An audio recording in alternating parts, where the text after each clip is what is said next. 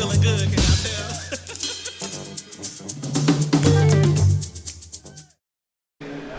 Alright, go. Okay, hold up, family. My name is Brother Ray Ray. We'd like to welcome everybody to the Brooklyn William Mackey Jr. History Club. We meet here every other Wednesday in honor of William Mackey Jr., Amos Wilson, El-Haj Malik El-Shabazz, Brother Gil Noble, rest in peace, Alton Maddox, Brother Saab, Louis Ray Rivera, Dr. Ben, Dr. Clark, Ivan Van Sertima, Professor George Simmons, Sister Leola Maddox, and all the historians who gave up fame and fortune, gave up good careers because they believed in bringing history to their people. We salute these people because they didn't have to go the route that they did.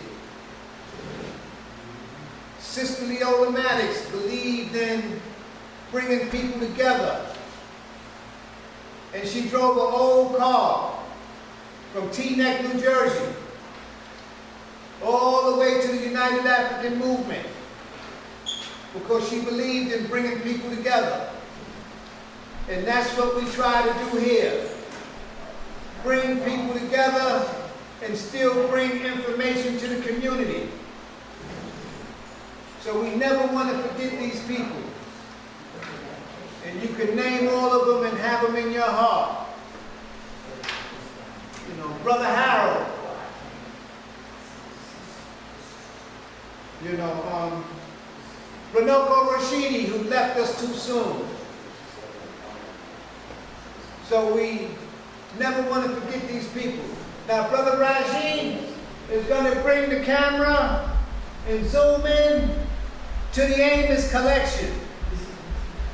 We have these books to help Brother Sababu and African World Info Systems.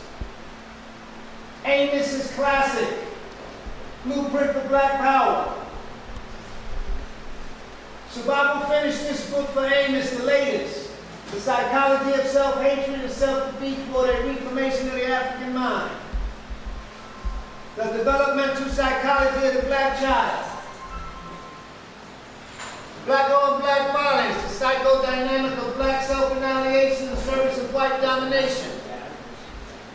You hear every big city mayor, every politician, and everybody bring up black-on-black violence. Nowhere has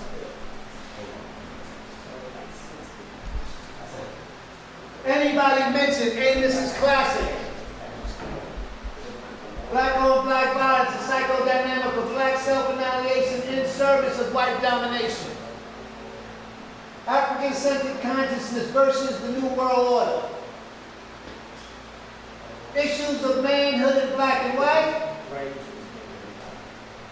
The falsification of African consciousness. S.K. Damian, the distorted truth, the bastardization of African cosmology.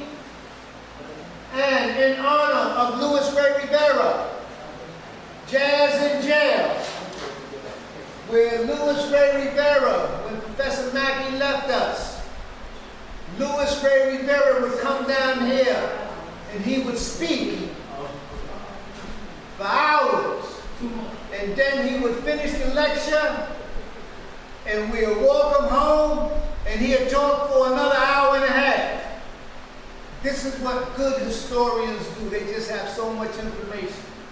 And Sister Ella Dixon, I'm a wellness witness. And that book is about health. So the proceeds go to Brother Sababu so he can continue the great work of Brother Amos Wilson. We have these books. Now I have a couple of other publications. Charles Hamilton Houston and the Struggle for Civil Rights. This is an excellent book. A lot of people are claiming civil rights. They are civil rights leaders. And they ain't pay no dues. So we have this book. In my personal opinion, the only person that believed in the people of Georgia, Cynthia McKinney, when China sneezes from the coronavirus lockdown to the global political economic crisis. Cynthia McKinney's book is excellent.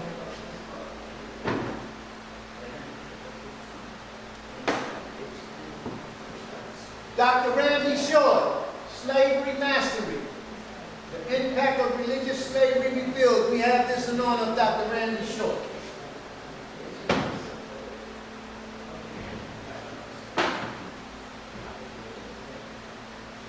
The great scholar, Dr. Ben, Black Man in the Nile and His Family. We have this in honor of Dr. Ben.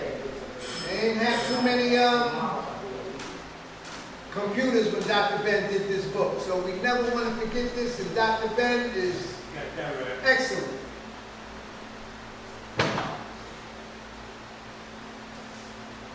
I just happened to find this book, The Lost Jews, Last of the Ethiopian Falasha, and when they was coming out with that movie, Hebrews and all that, I wound up stepping up on this book, so it's excellent right here.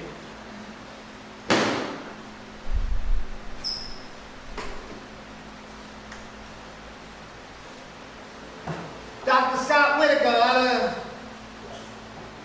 Georgia, his book, Medicine, The Causes and Solutions to Disease, Malnutrition, and Medical Centers that are killing the world. This is in honor of Dr. Scott Whitaker.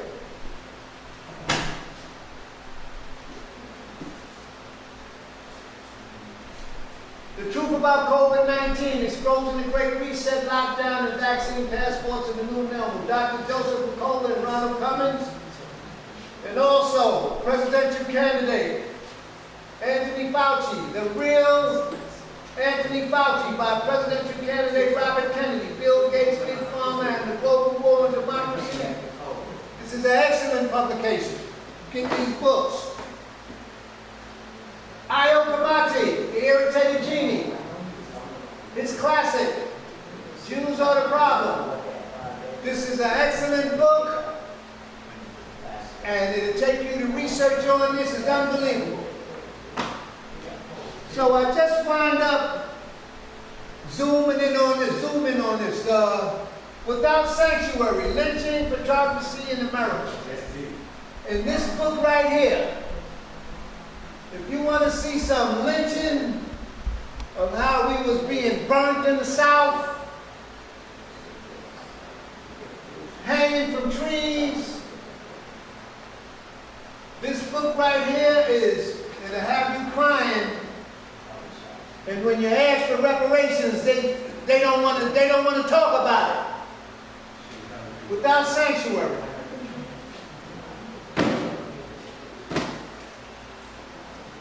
Brother Edward Down, forwarded by Robert Kennedy. Cause is unknown. The epidemic of sudden death in 2021, 22, 23, and it's going to go into 24. They starting it all over again. And it basically tells you about all the youngsters that are dropping dead suddenly. And he used to be an analyst for BlackRock. So this is an excellent book, and it shows you all the teenagers, the graphs, and everything. So this book right here is unbelievable. Now let me tell you something, family. I want to thank Brother Darren Muhammad in the state of the city out of Baltimore. He was talking about this book, Dope Incorporated, the British Opium War Against the World. And it brings up Soros is all in this book. And if you walk up and down the streets of New York now, weed can't stop it. It's on legalized. Selling it all over the place. So if you get this book and read it, it gives you a good perspective on it. It's called Dope Incorporated. I'm only up to page 48.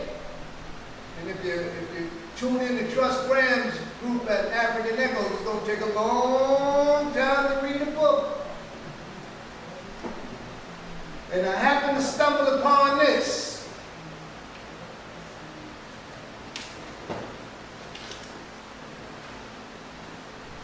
You think this one is something else.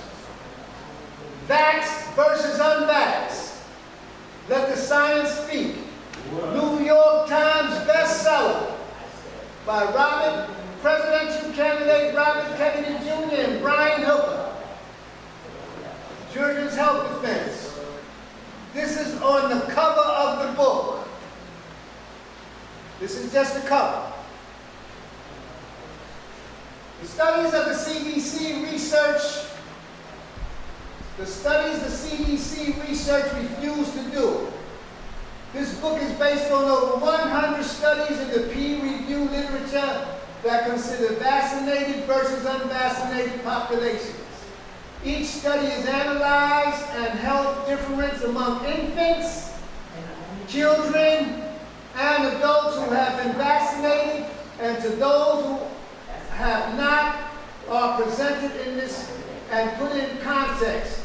Readers will find information on the infant and child vaccination schedules, thermosis, thimerosal in vaccines, live virus vaccines, the human papillomavian HPV vaccine, vaccination and the Gulf War illness, influenza flu vaccines, hepatitis B, the COVID-19 vaccine, and vaccines during pregnancy. Given the massive push to vaccinate the entire global population, this book is timely and necessary for individuals to make informed choices for themselves and their families. So all it is a book with information. So we have these books, you study them, you buy them, you do your research, and that's one of the main reasons why Barnes & Noble, Amazon, B&W Books, and all these bookstores, books everywhere. Because they're going to put it in the book. So I got a couple of community events and community programs that come on, and you can log on, and you can listen to these shows in your spare time and do your research. Tomorrow, Thorough Black Talk with Tad, Keisha, Ashe, Sister Marcia, and Brother Black. Thursdays at 8 o'clock on Facebook Live. That's Thorough Black Talk. Also, family, our Philadelphia connection, Sister Empress Chi, and the Million Woman March every Saturday at 10:30. The telephone number is 1319-527-6189. And you can tune in Saturdays at 10:30, and you can get in on the conversation with Sister Empress Chi and our family out of Philadelphia. Also, on Mondays at 10 o'clock on Sankofa Revolutionary Radio, every Monday at 10 o'clock, WSYP 95.1 FM, Birmingham, Alabama, Brother Anthony Mohammed. You have Ayo Kamati Live. That's the Irritated Genie, and he has a program that comes on every Monday, and let me tell you, it's hot. He did an excellent show this Saturday past on Darren Muhammad's State of the City. Also, on Saturdays and on Thursdays and sometime on Wednesdays, our brother Darren Muhammad in and the state of the city. Instagram, Mohammed, State of the City, Baltimore, and also comes in on TuneIn Radio, Spreaker, and YouTube. Saturdays at 12 o'clock. And Brother Darren is kicking in a lot of information coming out of Baltimore, and that comes on Saturday.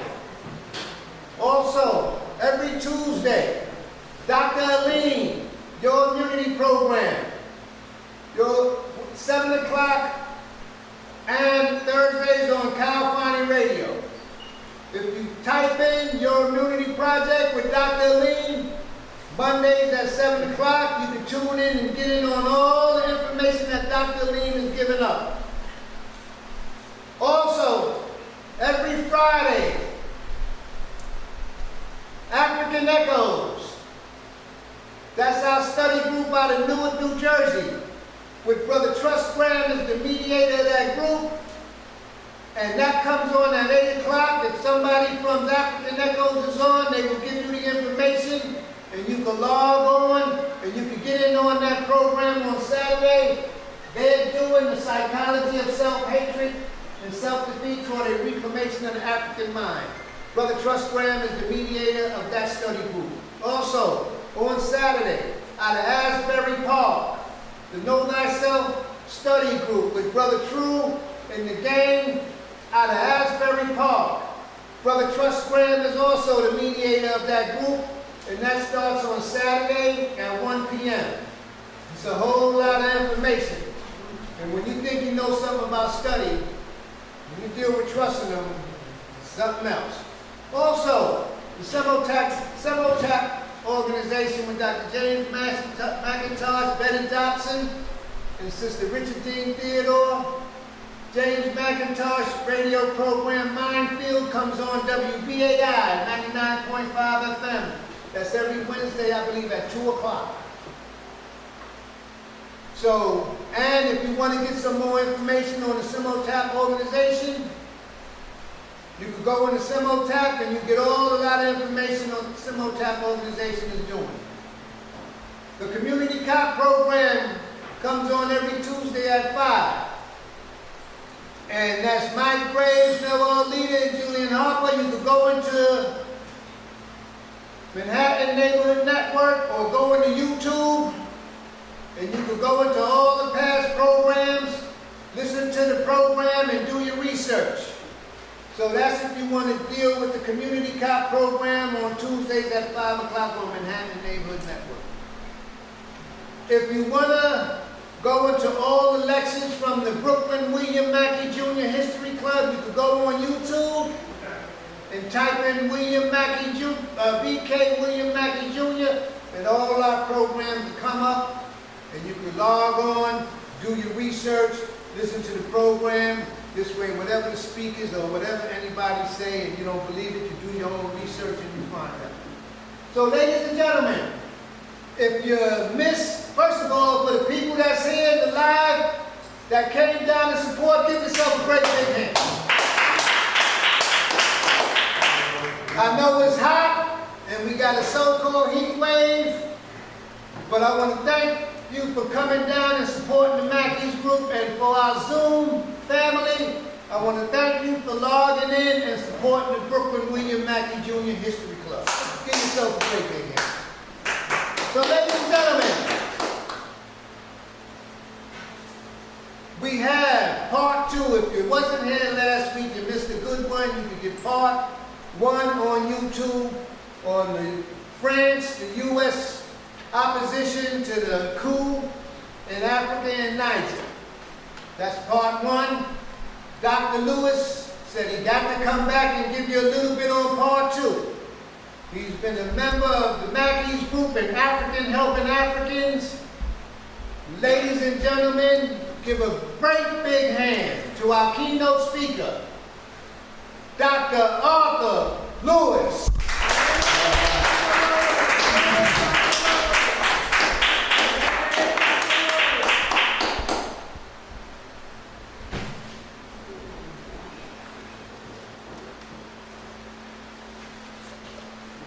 Good evening, community. As usual, I have to extend my appreciation for you giving me the opportunity to come and speak to you. Today, what we're going to do, it's a handout. You should have the 6 pages. And as the handouts go, we're able to cover them in adequate amount of time. And again, we repeat, the presentation that I do is purposely to give you material in your hands so that we can make sure we cover the topic. We have a basis for question and answer. For those who want to do further study, it's one way of putting it together.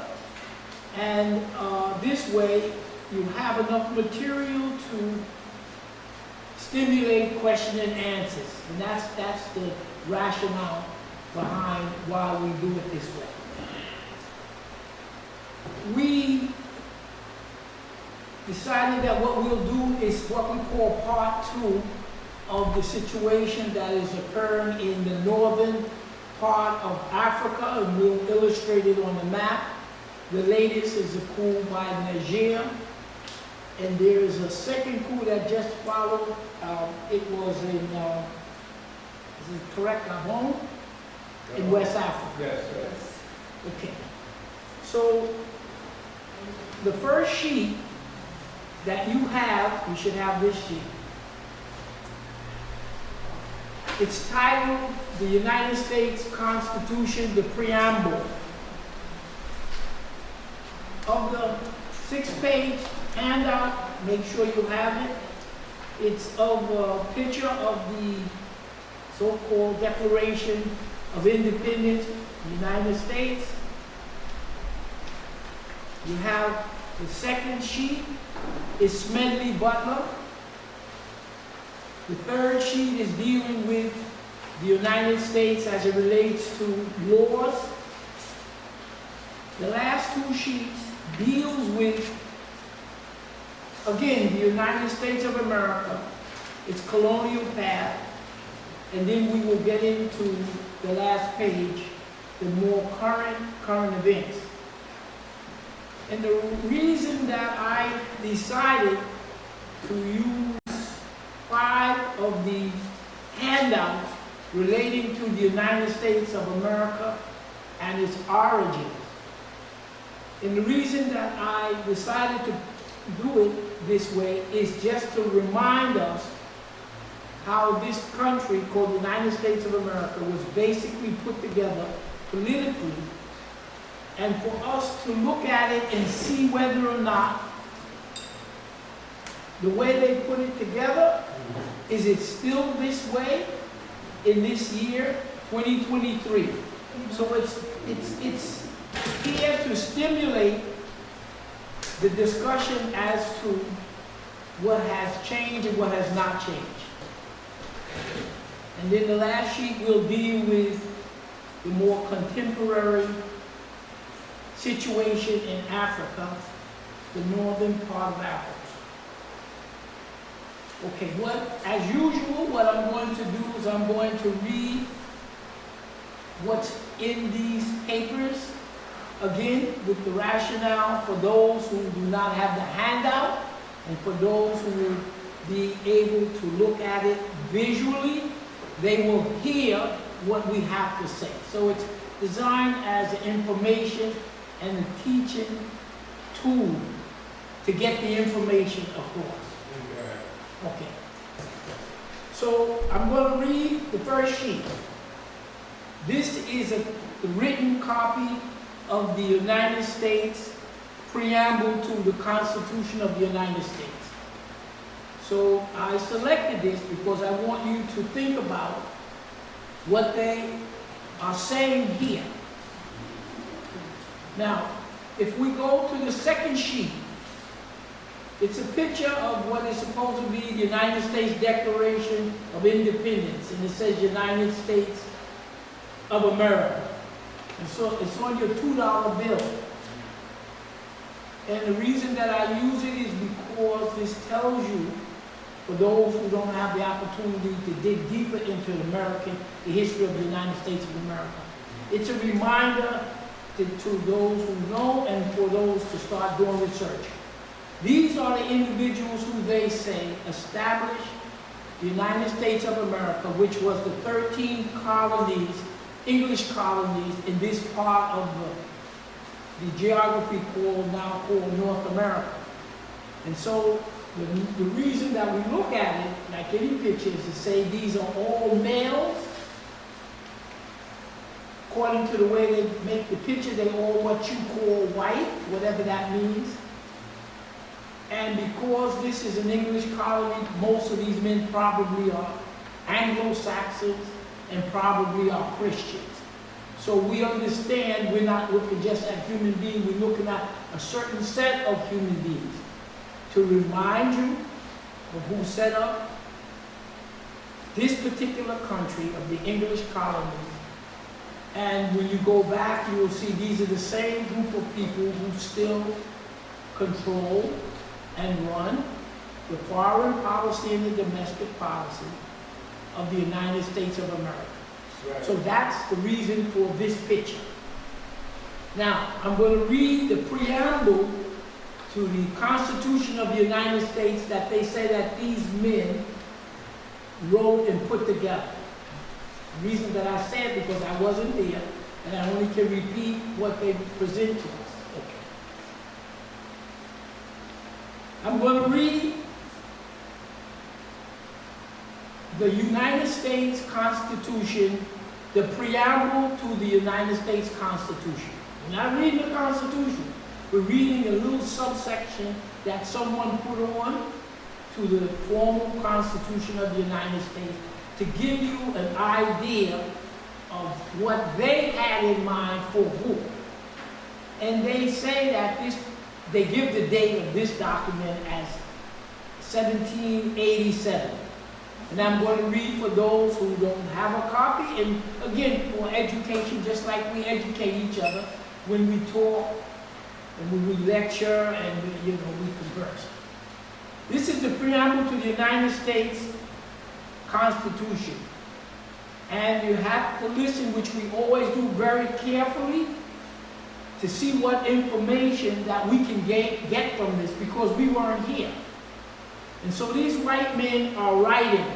Somebody is writing. It says, this is the opening section for the Constitution of the United States. I want to let you know what the deal is. Preamble to the Constitution of the United States of America. It says, we the people of the United States, in order to form a more perfect union, establish justice, ensure domestic tranquility, provide for the common defense, promote the general welfare, and secure the blessing of liberty to ourselves and our posterity, do ordain and establish this Constitution for the United States. Without me editorializing, so when you hear this, it seems that a group of men has stated that they want to set up things that's best for them and their prosperity. Okay. We're going next to Smedley Butler. I always use Smedley Butler. He wrote a 5 or 6 page pamphlet book.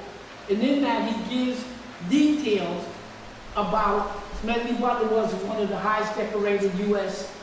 Marine generals in the United States. That's right. And he wrote, again, a 5 or 6 page, which has more detail. And he went into who actually were making the millions of dollars on the profit of the World War I, World War II. Okay? And so this is a synopsis. Someone put together a synopsis. And to me, it's one of the best readings that I've done. I'm not a historian, I don't do extensive research. It's one of the best to put in some synopsis of what the United States of America was doing between 1900 and 1944. So you want to get a snapshot of a Marine general who actually was there.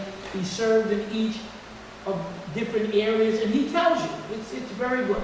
So Smedley Butler's on intervention. War is just a racket. A racket is best described, I believe, as something that is not what is seen to the majority of people. Only a small inside group knows what it's about. It is conducted for the benefit of the very few at the expenses of the masses. See whether or not this still applies. Now, I believe in adequate defense at the coastline and nothing else. If a nation comes over here to fight, then we'll fight. The trouble with America is that when the dollar only earns 6% over there, then it gets restless and goes overseas to get 100%. Then the flag follows the dollar and the soldiers follow the flag. I would go to war again, as I have done, to protect some lousy investment of the banker. There are only two things we should fight for. One is the defense of our home, and the other is the Bill of Rights. War for any other reason is simply a racket. There isn't a trick in the racketeering bag that the military gang is blind to. It has its finger men to point out enemies, its muscle men to destroy enemies, its brain men to plan war preparation, and the big boss supranationalist capitalism. It may seem odd for me, a military man, to adopt such a comparison. The truthfulness compels me. I spent 33 years and 4 months in active military service as a member of this country's most agile military force, the Marine Corps. I served in all commission ranks from second lieutenant to major general.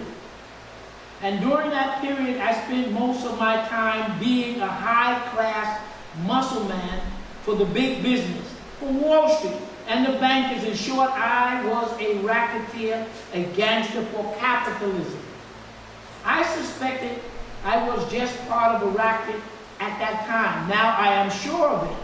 Like all of the members of the military profession, I never had a thought of my own until I left the service.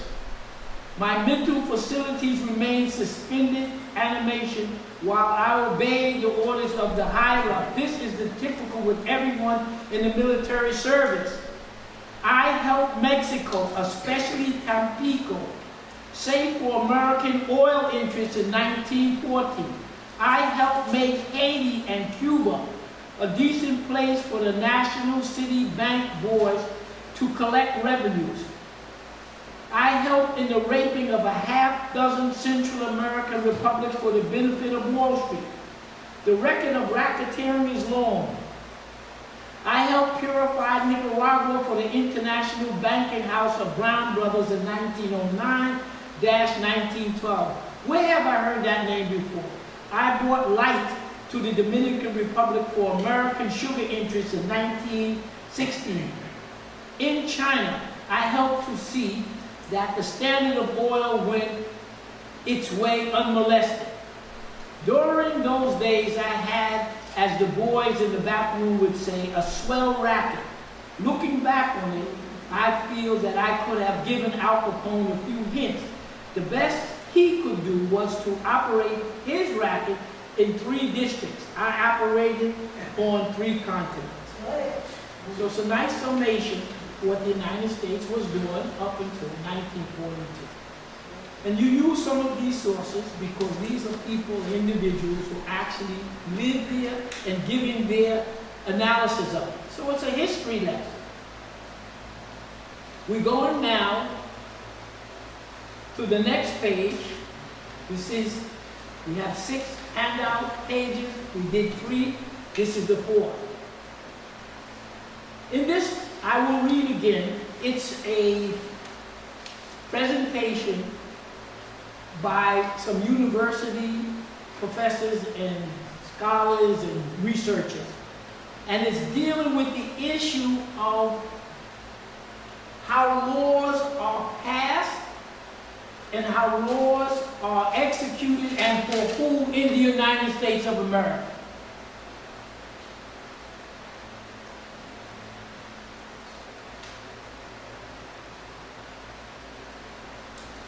The title of this study you can find in the internet for those who want to know what this is. It's not a secret study. It's a study done, and it was done for the purpose of giving the information to the public. It starts. Study. U.S. Congress literally doesn't care what you think. Have you ever felt like the government doesn't really care what you think?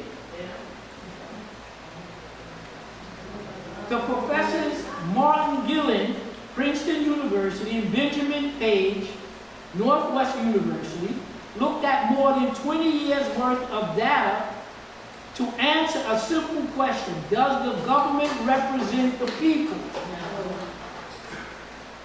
Their studies took data from nearly 2,000 public opinion surveys and compared it to the politics that ended up becoming law. In other words, they compared what the public wanted to what the government actually did. What they found was extremely unsettling. The opinions of 90% of Americans have essentially no impact at all. That's right. Princeton University study, public opinion has near zero impact on U.S. law. Gillens and Page found that the number of Americans for or against any idea has no impact on the likelihood that Congress will make it a law. The preference of the average American appears to have only a minuscule, near zero, statistically non-significant impact upon the public policy. One thing that does have an influence is money. While the opinion of the bottom 90% of income earners in America have a statistically non-significant impact, economic elites, business interests, and people who can afford lobbyists still carry major influence. Now you look back when it was done, that's your task. Find out when this survey was done and you dig more. Nearly every issue we face as a nation is caught in the grip of corruption. From taxation to national debt, education to the economy, America is struggling to address our most serious issue. Money interests get what they want, and the rest of us pay the price. Halfway through, they spend billions to influence American government. They give them trillions in return. In the last 5 years alone, the 200 most politically active companies in the United States spend $5.8 billion influencing our government with lobbying and campaigning contributions. These same companies got $4.4 trillion in tax support, earning the return of 750 times what they invest. There was a discussion before we started about Bitcoin and gold and everything else. Then you come to the conclusion of what you think you should invest in. It's a vicious cycle of legalized corruption. At the cost of winning elections, explode politicians of both political parties become ever more dependent on the teeny slice since the population who can bankroll their campaign. To win a Senate seat in 2014, candidates had to raise $14,351 every single day. Just 0.05% of Americans donate $10,000 in any election. So it is perfectly clear whose candidates will be first and who they indebted to when they win. As we wind down, in return for campaign contribution, elected officials pass laws that are good for their mega donors and bad for the rest of us. Study. Congress literally doesn't care what you think. Golden Research Center research on globalization. Our election officials spend 30 to 70% of their time in office fundraising for the next election. When they're not fundraising, they have no choice but to make sure the laws they pass keep their major donors happy, or they won't be able to run in the next election.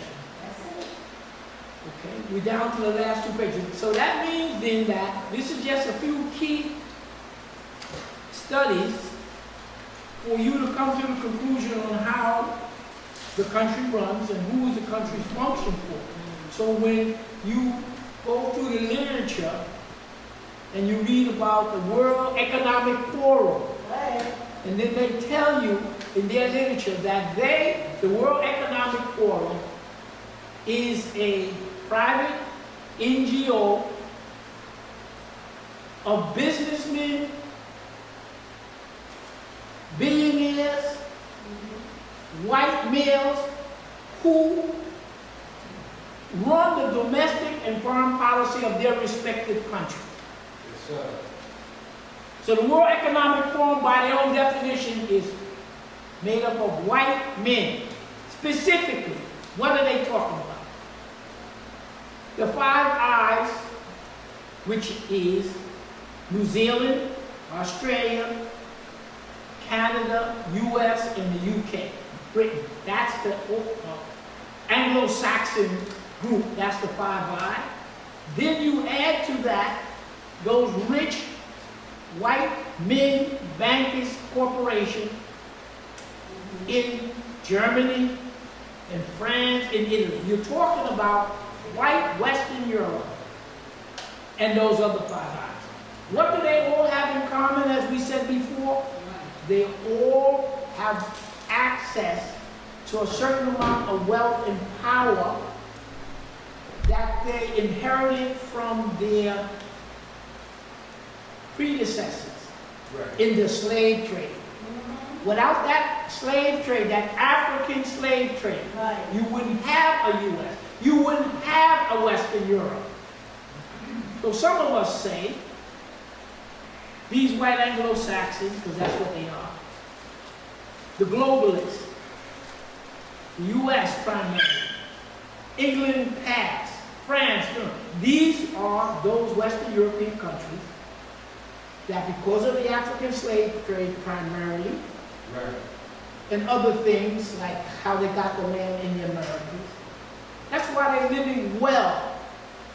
And they do not want that to go away. So that's that struggle.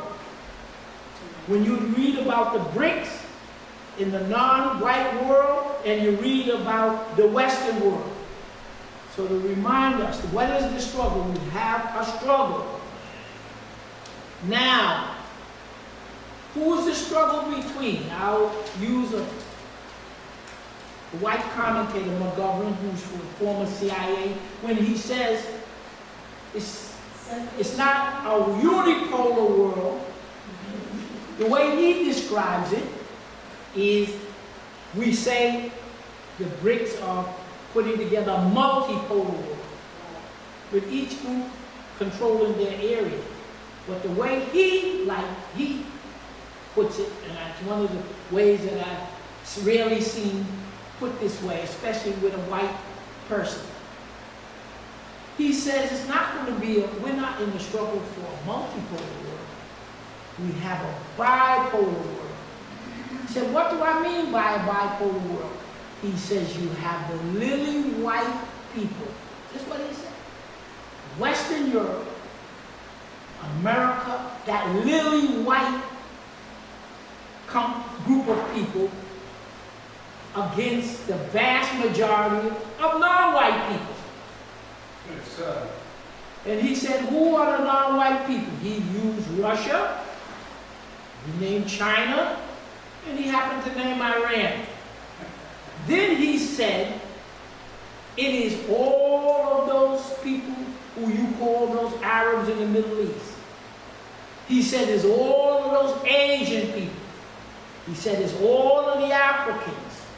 And he said it's all of the people in Central, South America, Caribbean. He said that's the world is developing, the lily white world that's going down, and it's the rest of the world who this lily white group of people put slavery and racism on it for the last 200 or 300 years. So to me, that's a nice summation. We in the world now is getting back to the way it was before the Europeans started their slave trade and conquest 200-300 years ago.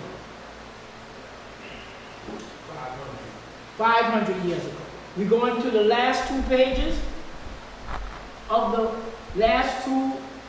They're at the end. There's writing and it has yellow mark. So we're looking at page 1. This is something that I would like you to consider when you go to further studies, or consider how the follow-up of how the United States is run. Some of us, when you look at, and I'm one of those who believe, I don't see the difference between the United States of America then, now, and Nazi Germany. Seeing as everybody wants to always point to Nazi Germany as the worst group of people who, okay. But if you're talking about number of people killed, you were killed since World War II, the United States by far got that crown. That's right. Okay. 2 pages left in yellow, number 1.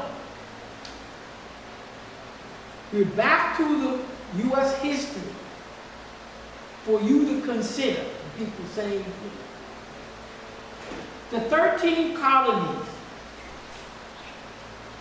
the United States of America, 1600. The 13 colonies, for those people who need a review, are the small groups of people. 13 colonies refer to 13 colonies of the English when they came to this area, what you now call North America, what you now call the United States. From Massachusetts all the way down to Georgia. Those settled areas that the English set up. 13 colonies, the United States of America, 1600. Let's look at a quick profile of the United States. We're going back and we are looking to see, wait now, the preamble is dealing with forming a perfect union to establish justice. You want everything to have peace for the common defense, and everybody's doing good, but they said only for themselves and their prosperity. Who else was in these colonies they're not talking about? They're only talking about themselves and what they want for themselves. But let's see who was living in these 13 colonies. Because you always deal with slavery. Slavery. So you only look at African people who were so-called enslaved and a white person, a family or a business. So they make believe the only group of people you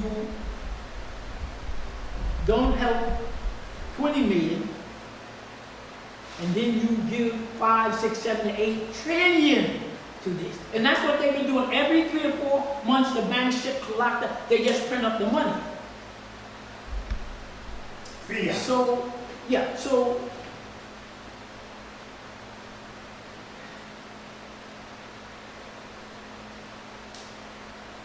they say, I'm only repeating, 1/3 of all small businesses didn't come back after they opened up.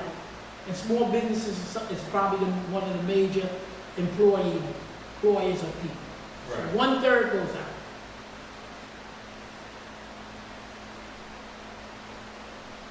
They kept, what stores did they keep open? The liquor store stay open, Yeah, they sure did. pharmacy, the food store, and the big stores can stay open. But all of the little stores selling the same thing that the big stores can do. So you see how the system is beginning to run for you.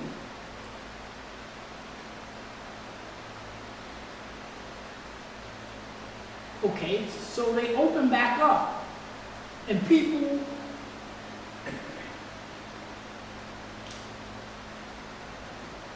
this is anecdotal. I used to take the railroad before the COVID from 125th Street. I went up, cover up the clinic in White Plains. Before COVID, I would take the railroad up. When I get on 125th Street, by the time it comes only one stop out of Grand Central, you can't get a seat. Every of the 8 or 9 is packed. I never got a seat.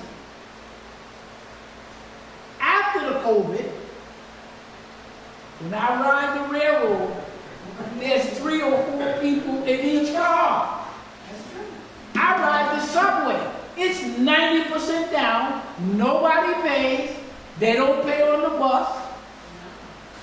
So you say, what is going on? Okay. Whatever is going on. Now, because so many people are working at home or wherever they say they're doing. Oh, they're ordering, you know. The government is saying, now this is what they're saying, you know, because they lie. They say that there's a vacancy rate in the United States of at least 40%. In other words, of all of the businesses, big and small, who used to rent out their property, 40 to 50% is no more rental. Because if you put people out, you put businesses out of work, and the way this society is going, your rent is going, your taxes, you're being squeezed to death. So they're saying that in the United States, that there's at least 40 to 50% vacancy rate throughout the country of small and large commercial space that wasn't there before COVID. Exactly. And that those landlords, big and small, because they're not getting the revenue, they're defaulting on their mortgages. So they're putting out a figure that in another month or 2, the banks are going to be hit with at least $1.5 trillion of deficit that they don't have to pay their mortgage.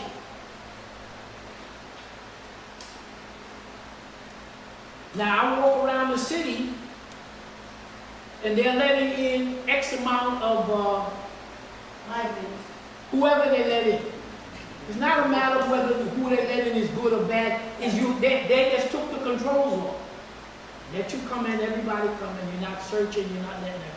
So your child, what they call it, the child, what's the system where they take these children and abuse them? Trafficking? Yeah, the trafficking, prostitution, child trafficking is up. Fentanyl. Yeah. Well, maybe because they lost Afghanistan, they don't have the poppy seed.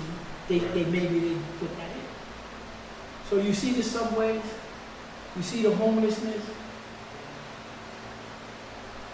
you see the railroads, you see the buses,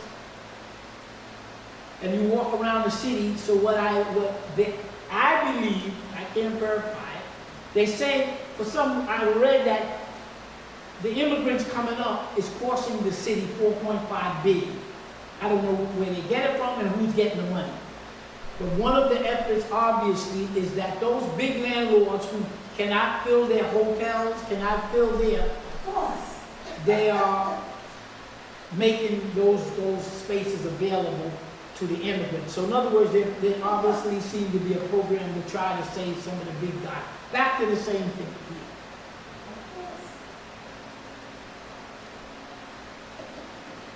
Okay, deviation. The first page, 13 colonies.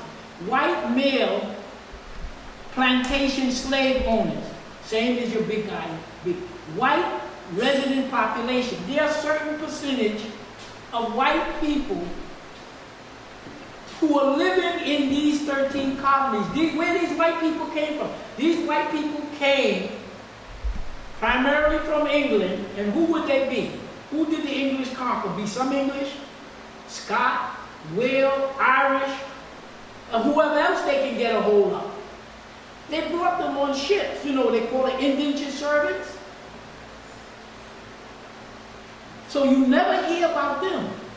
Well, what you got these white people living in these colonies, you never hear about it, you never read. But one thing we can be kind of sure is they own nothing, they couldn't vote, how much they have dressed, how much can they have worked if you let the Africans do all the skilled and unskilled work.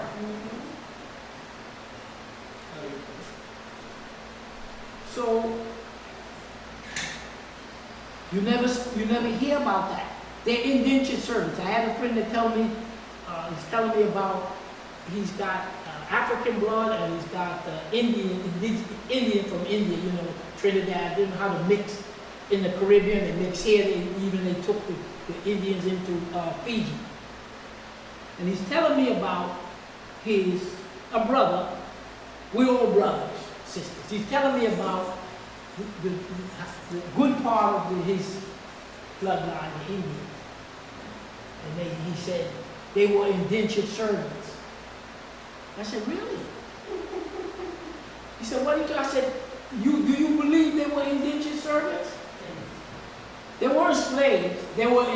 He thinks they were indentured servants. So I asked him a question.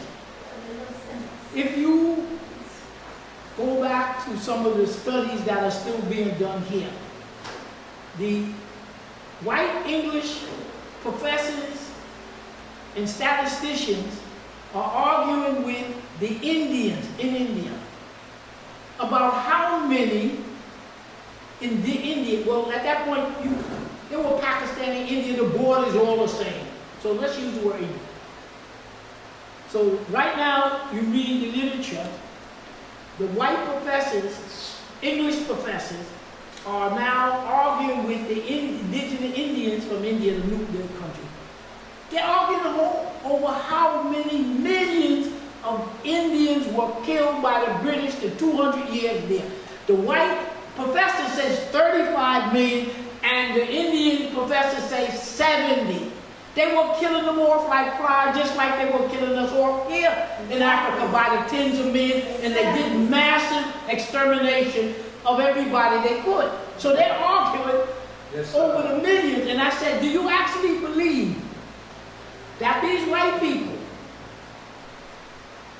are going to take your ancestors and bring them on the boat, comfortable, give them a contract? They're killing you by the millions, they're enslaved. Why would they give them a contract with privileges when they were all slaves? Right. Well, what can I tell you? That's a reality check. So you got a white population, we can only speculate.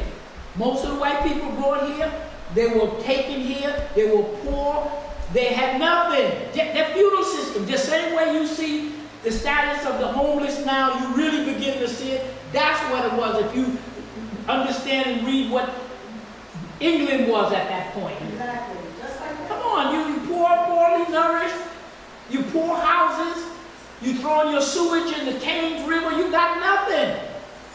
So these are the people you took, Scots, Wales, and Irish, and your own, and whoever else you could hijack or steal from North Africa, wherever the hell you stealing it from. So those white people who you never hear about. So we go to any colony, you see the few rich people here, then you're going to see a lot of white people in rags working in the field with Africans.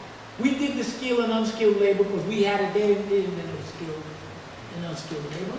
So that's what you would see, but you don't hear this in the preamble. So your white population, you had Africans who were enslaved, not enslaved Africans. Next, you had the indentured population. indigenous population, whatever indigenous people were caught, because most of them wouldn't do it. They had wars, they killed them, then they would take the indigenous people and ship them for plantation. The indigenous wasn't going for it. But you don't hear nothing of this here, because this is for white, rich because they got rich, and this is for those white businessmen who had the contracts and connection from the king and the rest of them. Most of the white people walking around here probably look just like whatever you want to say they look like. So you got white population, you have enslaved Africans, and whatever indigenous populations who would stay were shipped down south. And then there was another category called infidels. They say in the literature Jews, Moors, and Muslims. Now you can look at whatever you think it is, document, tells us, and we have us do research, that when we lost power in Spain, that the Spanish took a remnant of us out of Spain and brought us over. So I'm making the assumption the Moors are the Africans who were caught and enslaved when we were in Spain, when we lost power. Jews is just a religion. Most of, the religion is just part of it. And Muslims, whatever that means. I guess those people who practice what they call Islam. So you don't hear any of this. Of course, in the Constitution, they delineate who can vote. Africans are 3/5 for voting thing, and they never mention anything about the masses of white people there having any vote. My request to you is to do a little more research. I'm of the opinion the United States Constitution is a slave document. Each colony had a slave code. The United States is a slave code document. When you read it, straight through.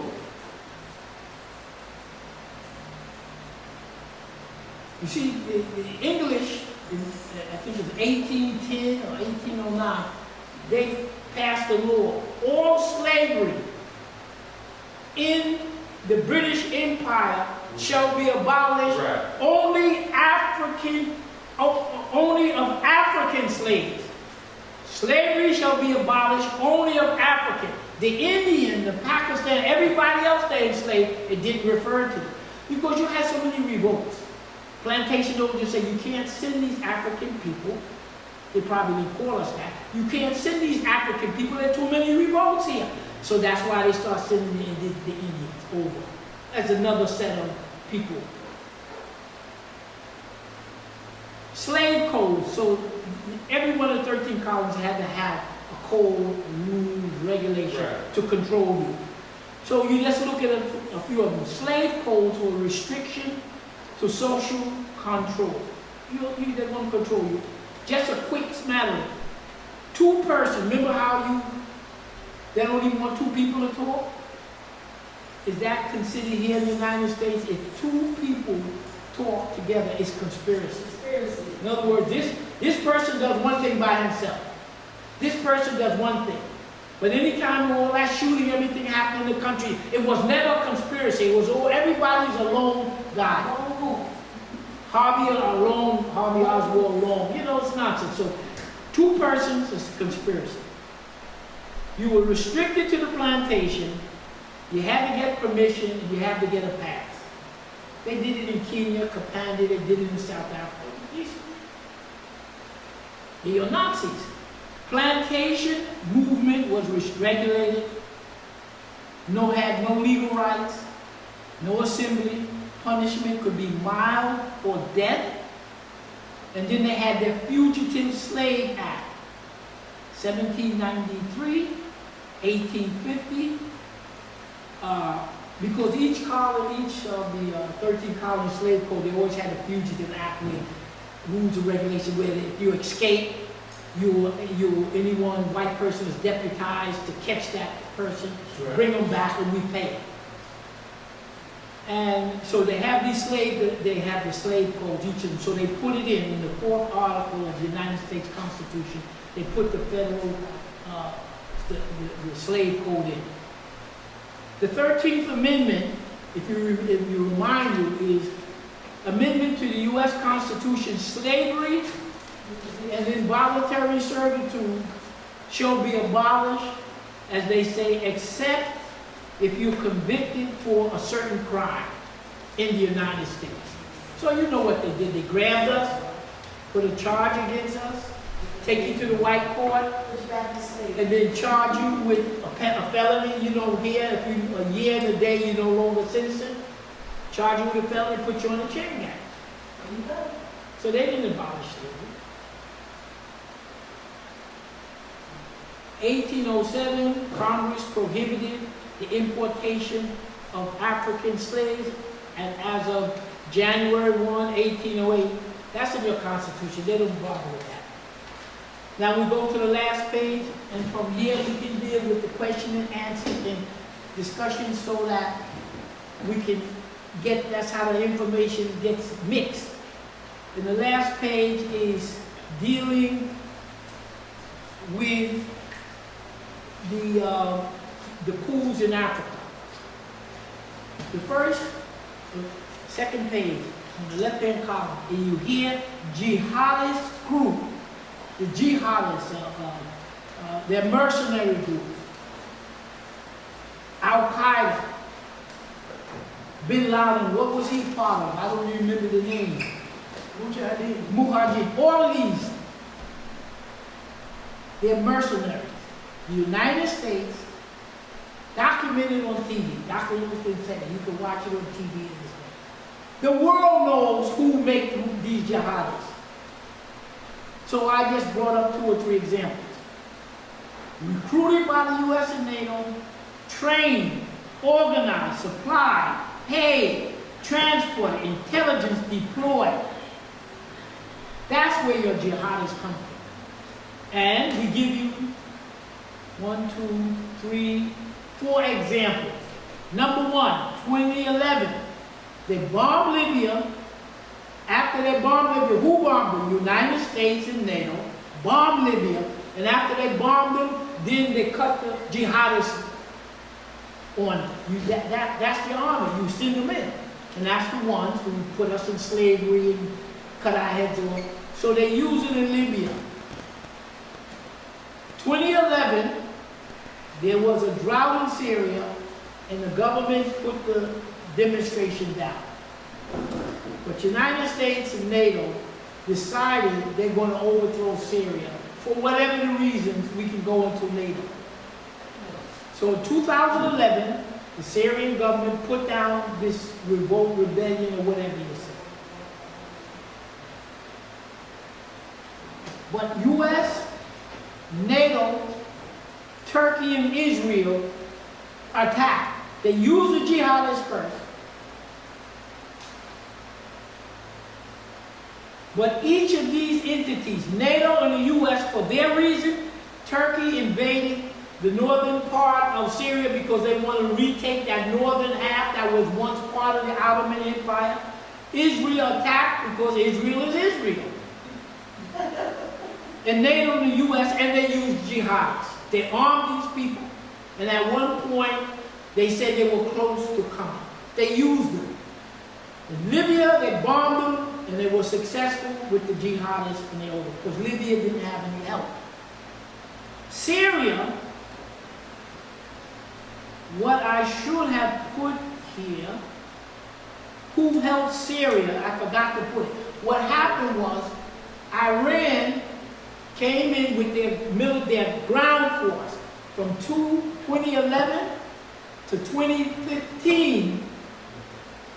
Iran's military was able to protect 1/2 of Syria, the capital in 1/2. The northern half, it's just a matter of illustration here. This is Syria.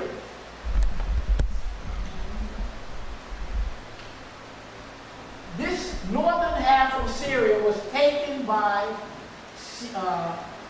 Turkey and the jihadists. Israel came, so it was Syria, Israel, United States, and jihadists. The lower half of Syria Iran came in with their military, inserted it, and stabilized the situation to prevent U.S., NATO, Israel, and Turkey from overrunning the entire country. The Iranians protected the country from 2011 to 2015. Because the United States, NATO, Israel and Turkey was not able to overthrow Assad, he would have been overthrown had Iran not intervened. They decided to bomb them, like they live it. We're going to bomb them out. Right. And that's when they asked Russia to come in with their military air to prevent that. And so the uprising started in 2011. The United States armed the jihadists. Israel attacked them. Turkey attacked them. The jihadists. NATO attacked. 2011, Iran came in, blocked it, stabilized the southern half of the country.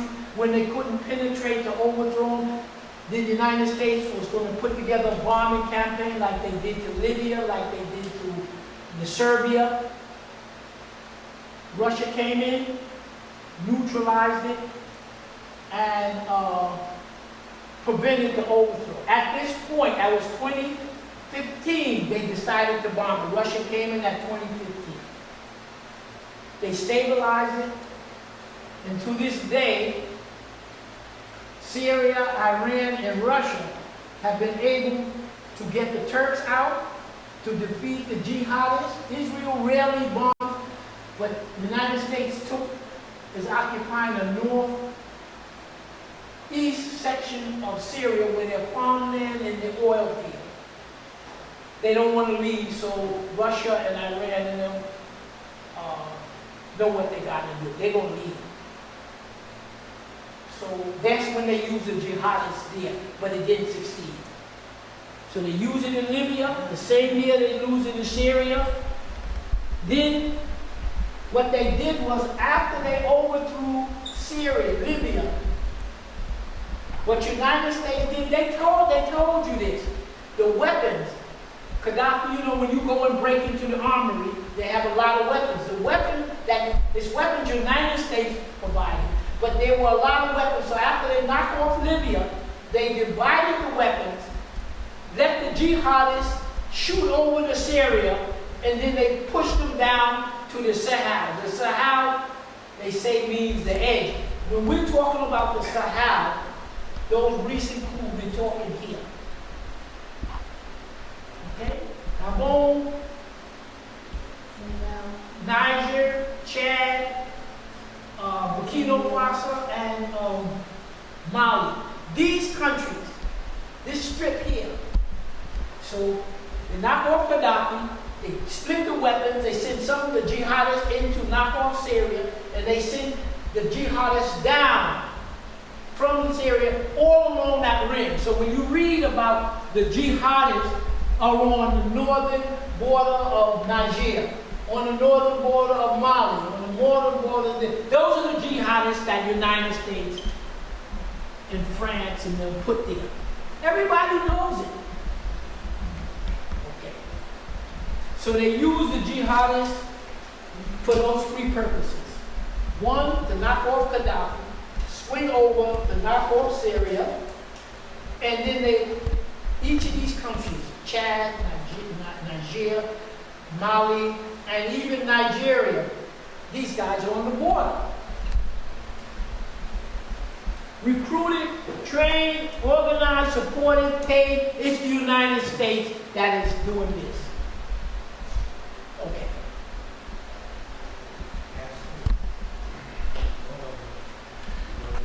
Before we swing over to Nigeria, specifically on the bottom of the second page, on the left-hand side, on the bottom, you will see 9/11.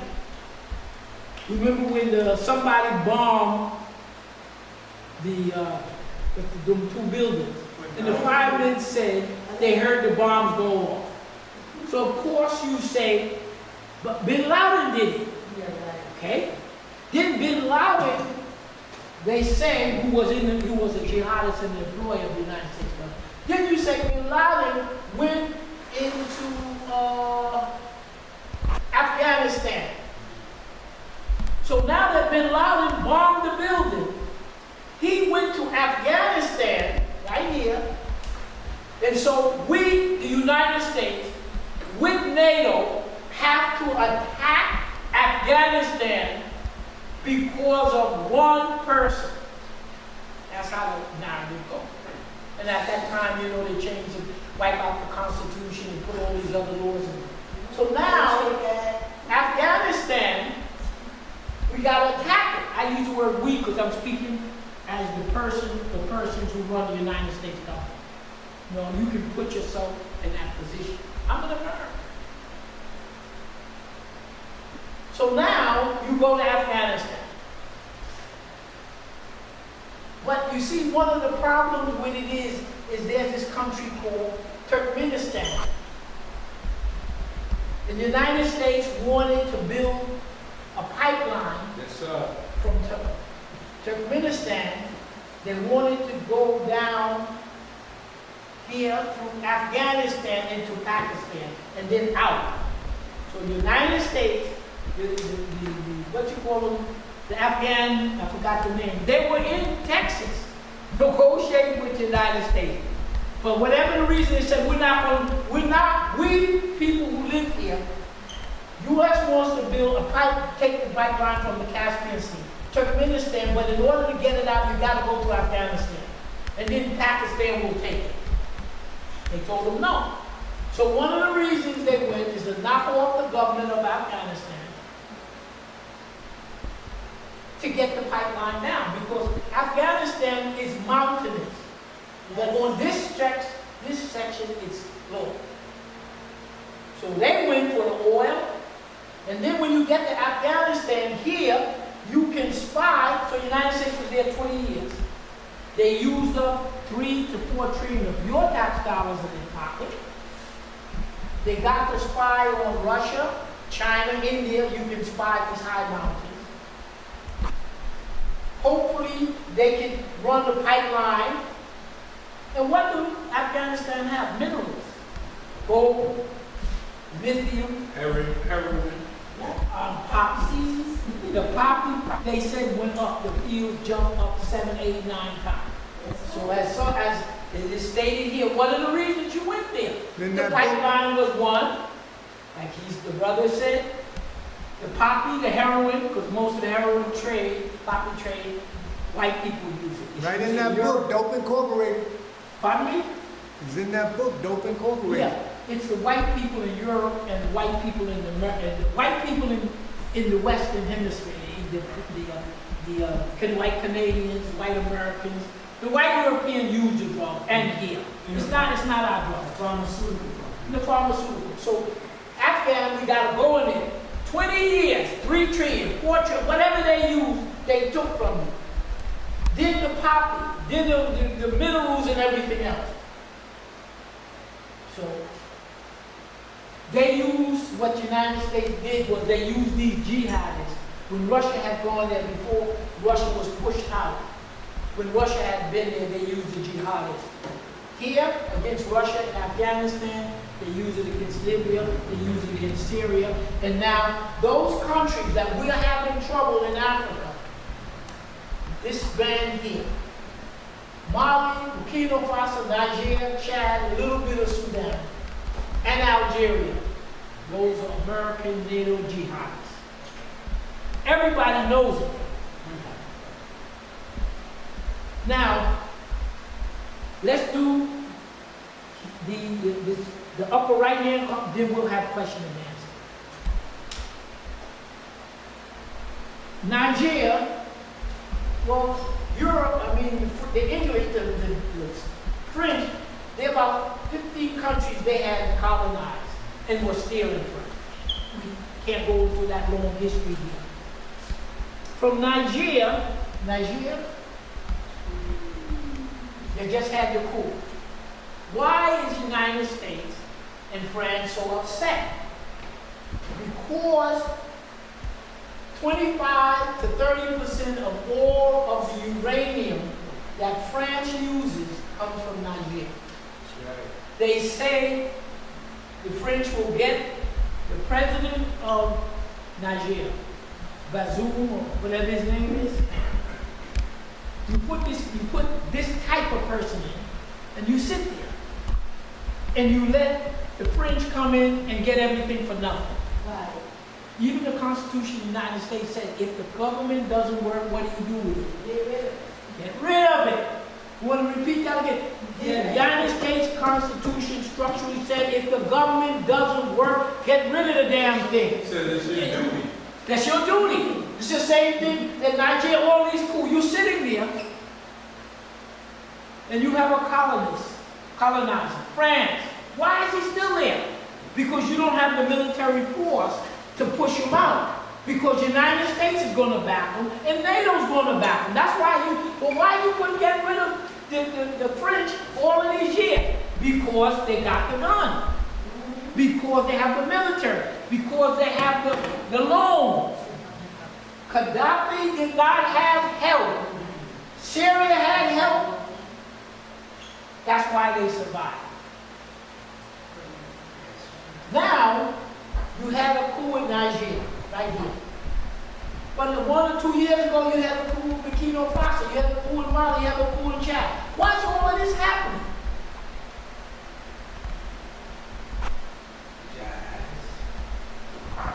Times have changed.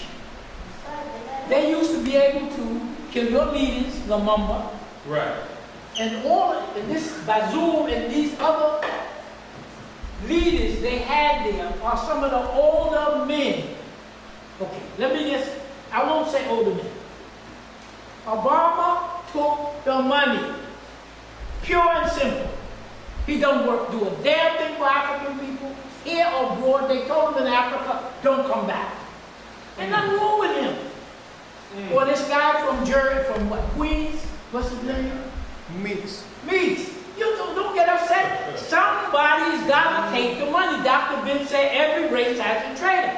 Every race has traded. So don't get upset with Meeks, and don't get upset. They took the money. Malcolm didn't take it. King didn't take it. A lot of people don't take it. So you look for the ones who will take it. And there's some people. The guy, Gabon just had a coup, the last coup. He said he had $2 billion worth of currency. Yeah. So what the United States and the West have been successful in doing, because of circumstances, Right. is they have put in these people in place. Each of the coups, Gabon, Mali, Burkina Faso, Niger, and Chad, it was the young people. They're in their 20s, Right, young and they're in people, their yeah. 30s. They already grew up, they saw what English can do. Now, Niger had the coup. So the French said, you're going to have to put back Bazoum. They said, we're not putting them back. We don't recognize you. Okay. We want the ECOWAS, we'll get into this. They want, United States and the West want ECOWAS, which is a grouping of African countries, to invade Niger to put Bazoum back in place.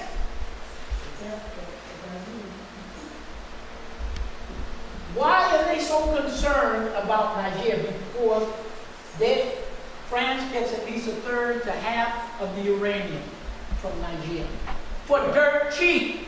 You can get it from Kazakhstan, or you can get it from Brazil, but you're going to have to pay. Now you're getting it virtually free because Bazoum said, Right. okay. That's the difference. Exactly. And this uranium, what's the name? France has, what do they say, 56 nuclear reactors, right on the quadrant last page. That nuclear energy provides the electricity to civilian, industry, and military. So when France gets this free uranium, it runs the lights for the people, it runs the industry, it runs the military, it runs the atomic bomb. They sell electricity to Britain and Europe. It's a major blow. Yeah, and this is what it is. So now the United States can't do it militarily, and France can't do it. So they want ECOWAS, which is a grouping of countries, supposed to be the policemen in the area. For some reason, the new president of Nigeria was 2 months old. They say he did fraud. They're trying to get him out. But he wants to go into war. Okay? You see what they did to Gaddafi. Now, Nigeria, Burkina Faso, Mali said they will assist Nigeria. If you attack Nigeria, it's a declaration of war. So you got Mali, Niger, and Burkina Faso blocked together. Chad said they will help. Bring it. Algeria said they will send troops because Algeria suffered from these jihadists. So Niger is now have Mali, they have Burkina Faso, Chad, and Algeria. Algeria's military is bigger than Nigeria's. Right. Russia is sending them weapons. It's none of my business or your business. You don't want to know. It's better you don't know. If you don't know the secrets, you don't get killed. If you know the secrets, you got a problem. So you don't want somebody to say, here, let me take it. I don't want to hear it. Don't take it. You know what's coming. I don't want to hear it. Then you don't have no reason to kill me. Because you want to live. Don't tell me your secret. So Burkina Faso and Mali said they're going to do. They said they moved some of their jets. These countries have, they say, helicopters, jets, and everything. What Russia's doing is giving them the military support and the help to balance off the United States and NATO. Gaddafi didn't have it. So these countries, Gabon, Mali, Burkina Faso, Niger, and Chad, with the help of Algeria, I'm pretty sure they're going to put together a strong military force and wipe out these people. This jihad is sustained by the NATO in the West. Okay? So that's where you are there. Now, Burkina Faso, right? That's Thomas and Carol when Alambe grew up. Yeah. They got good, that influence is there. So basically these countries are going to pool their militaries. They will get assistance from Russia. They'll get assistance. Algeria said they will send troops because they don't want the whole area in turmoil, and they always said that the French are ripping us off twisted. The oil, phosphate, we can get rid of them. You now have an alternative for someone to help you to balance off the United States and France. The United States has an air base here. The base is supposed to be stopping the jihad. Everybody knows what it is. So they're now presently trying to get the French ambassador out. He won't leave. And the people have demonstrated in Niger to remove that military. The French have a military base there, 1,500 troops. So they say thousands of people are there. The people say they're going in. So it looks like they're not going to be able to overthrow, to attack Niger, because Algeria said they're not going to let France is too weak to do it anyhow. They're not going to allow French to overfly the country. Plus, they're arming the people. You got to have somebody to get in there and arm the people, and you have these militaries there. So Russia is helping. North Korea now established a diplomatic relation with them. So now, the white people say, why are you going to Russia? You know what the deal is. Look at how they mistreat us now and here. They know what's going on, but they want to act like nobody knows. So when they band together and they get the help from Russia, then the area is going to be strong. This president from Nigeria said he wanted to use the military force to put Bazoum back in. They asked why. It's a bloodless coup. The vast majority of people don't want the guy. He didn't do a damn thing. And and then the people in northern Nigeria, they're all the same people. Your cousins, your brothers, the people they said the representative. Okay, let's go back quickly. The Senate of Nigeria told the president, we're not going to give you permission to go to war. Period. The people of Nigeria don't want Nigeria to invade for one reason.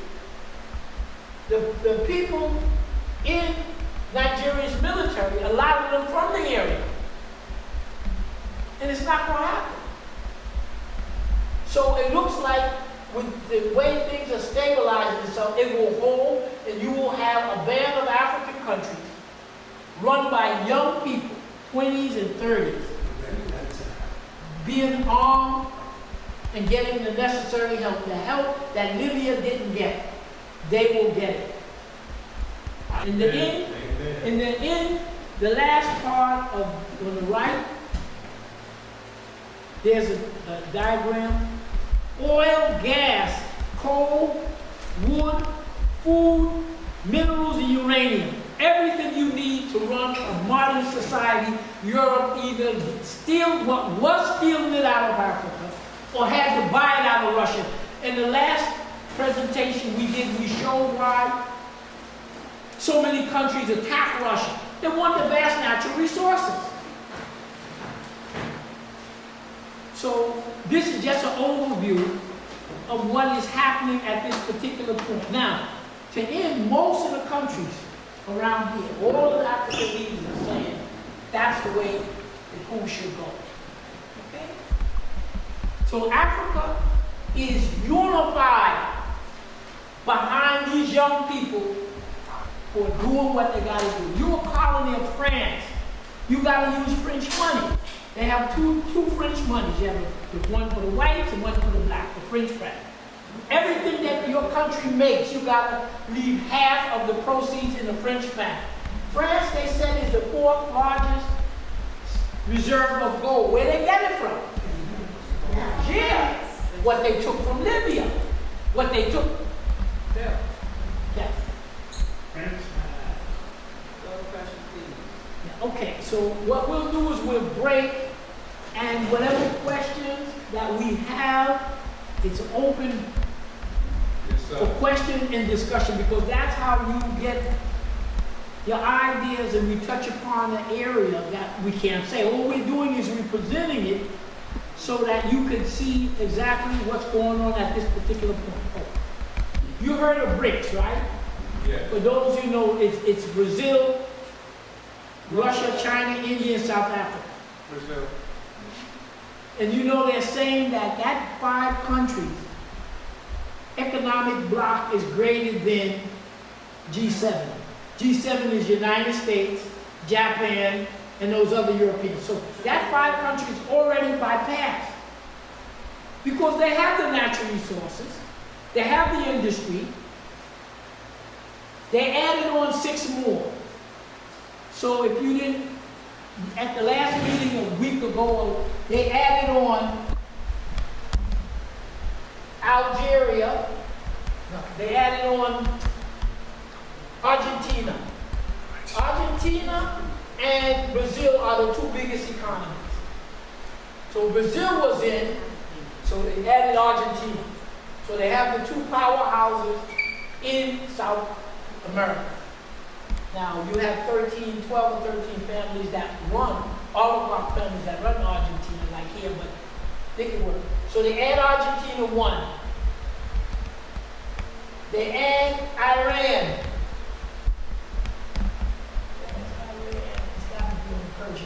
So they add Argentina, they add Iran. Saudis. Okay? So you got this one. Then they added Ethiopia and Egypt. These 2. I heard a commentation, why they had Ethiopia poor? How could you be a country poor with 100 million people? You control the water here, and you got vast amount of minerals. So they're gauging wealth by, I guess, Bitcoin and stuff. So here, Argentina, Iran, Egypt, Ethiopia, as he said, Saudi Arabia, and the other, United Arab Emirates. One oil company, United Arab Emirates. Saudi Arabia, oil.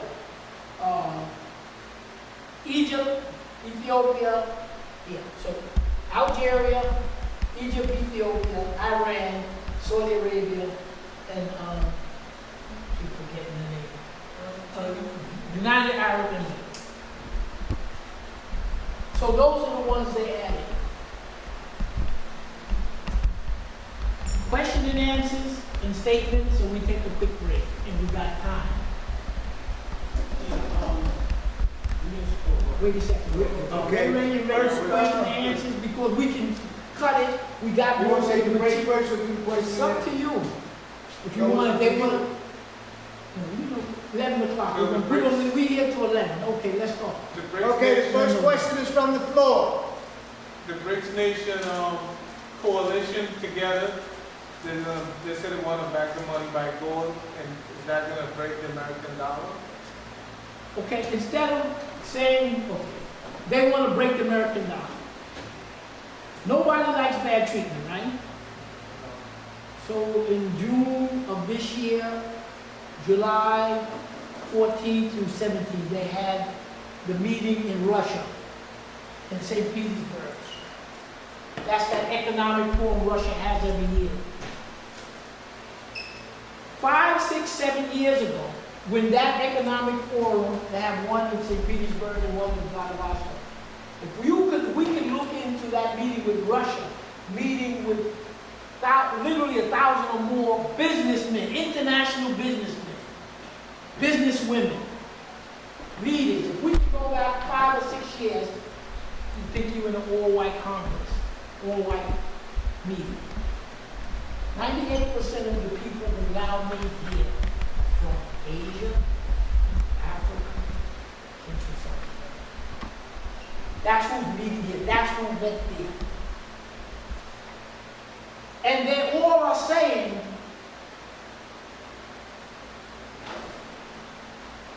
we want to get from under that military and economic dominance of the United States and NATO. When we go back to Bretton Woods. So historically, for whatever the reason, after World War II, let's take the Bretton Woods Conference. Bretton Woods Conference in New Hampshire, and after World War II ended, Britain was down, the United States was up. It was there that they put together the World Bank, IMF, and the UN was part of it. They established the rules and regulations that we all countries were living under. SWIFT system, white banking system, the U.S. government, NATO. At that Bretton Woods Conference in 1944, they said there were 42 countries attending. 42. To sit down and decide how the world is going to run. Of the 42 countries, only 4 came from Africa. South Africa, which was, it was a white thing. South Africa, which was controlled by whites. Ethiopia was the only one that was independent. Liberia was under the U.S. Right. It was Liberia, Ethiopia, South Africa. It's like Egypt and Ethiopia. Egypt was still kind of under British. Ethiopia was the only one independent. And what's the one I just named? Liberia. Liberia was under the U.S. and South Africa. Right. So while you have the conference, Africa wasn't represented. The ones who lost the war, Turkey, Germany, Japan, they didn't sit down to make the rules and regulations of the SWIFT system and of the U.S. being the dollar reserve and NATO being, the United States had the biggest military because all the other big countries was down. So you came out of there. The Caribbean countries, they were represented by a handful, but they were all under the U.S. Those Central and South America was under the So you had a conference of the United States and Britain with Australia and New Zealand was there. That's when they set up the rules and regulations. That is what the rest of the world, the non-white world, want to get rid of. The US dollar as a reserve currency and to block NATO. So you have to, the way they control the world economically was the IMF and World Bank with these loans. They control the world military with the United States and NATO. And they control us politically with the UN. The UN, the banking system, and the gun. You're in the process of knocking it out. Instead of a World Bank and IMF run by white America, they're going to have the BRICS Bank and other banks to wipe out. They don't use these two. Instead of the United States running around, bombing and killing everybody, Russia is now the strongest military force on the ground. Nobody reads Russia. Russia is the strongest military, displaced the United States. The BRICS Bank and others are going to displace IMF and World Bank. And the rest of the world already said that if the Security Council is England, France, US, China, and Russia. So why you got 4 white countries? And you got 90, white people only represent 4% of the world's population, but yet they got 4 out of 5 seats on the UN.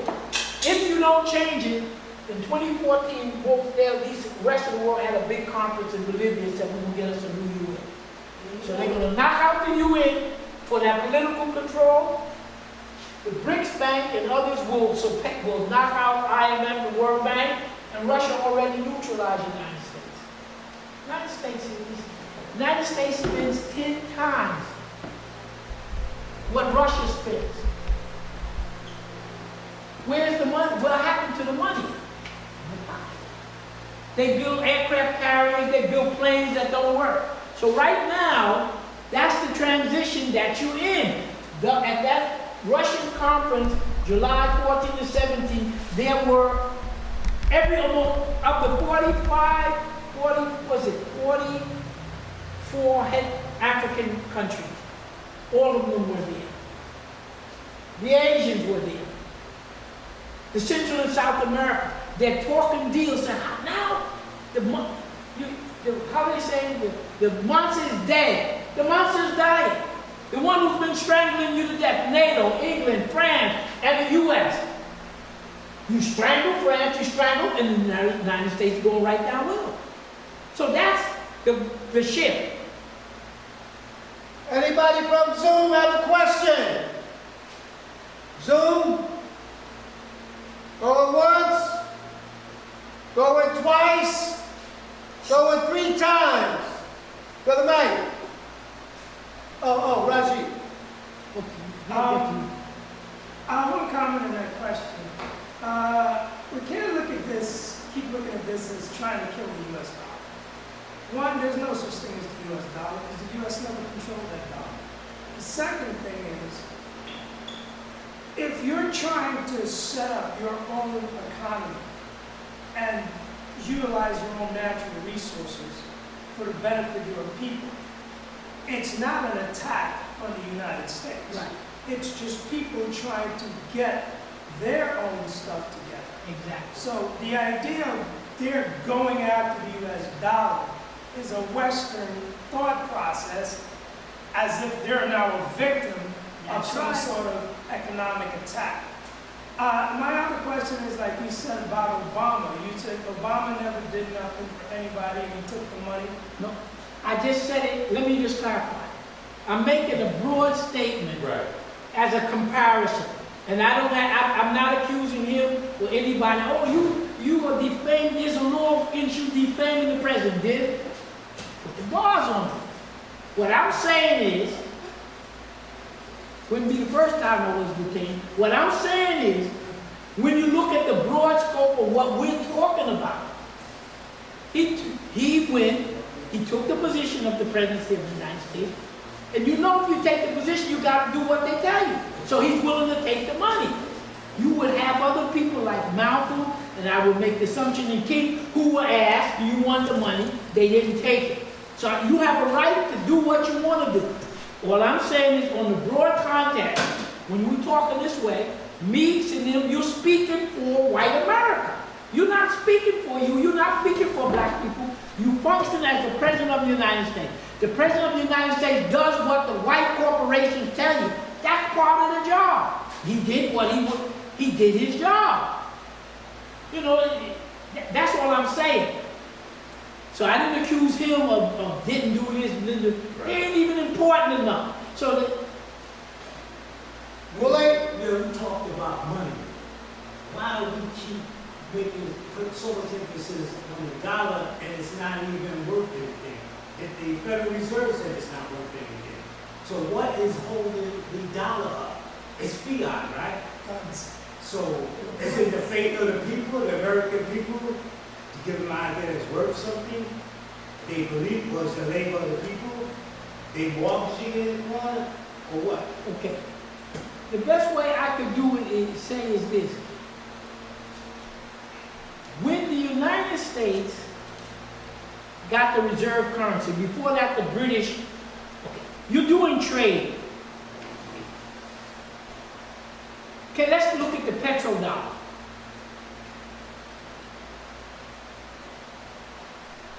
In 1944, when the world sat down.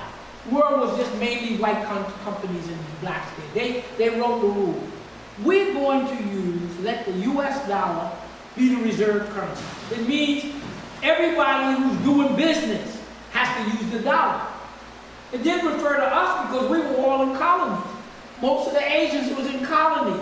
Most of Central and South America was in colonies. So they're really talking to England, France, United States. United States is the big boy. So when they talk about reserve currency, they're talking about them. Britain is down, United States is up. So United States got the biggest gun and the rest said, look, whenever we do trade, who's we? The white Europeans, white people, England, basically the United States, in Australia, Canada, and the white people. That's what you talk about. You're not talking about the Asian, you're not talking about the you're not talking about 95% of the world. So who had all the trade?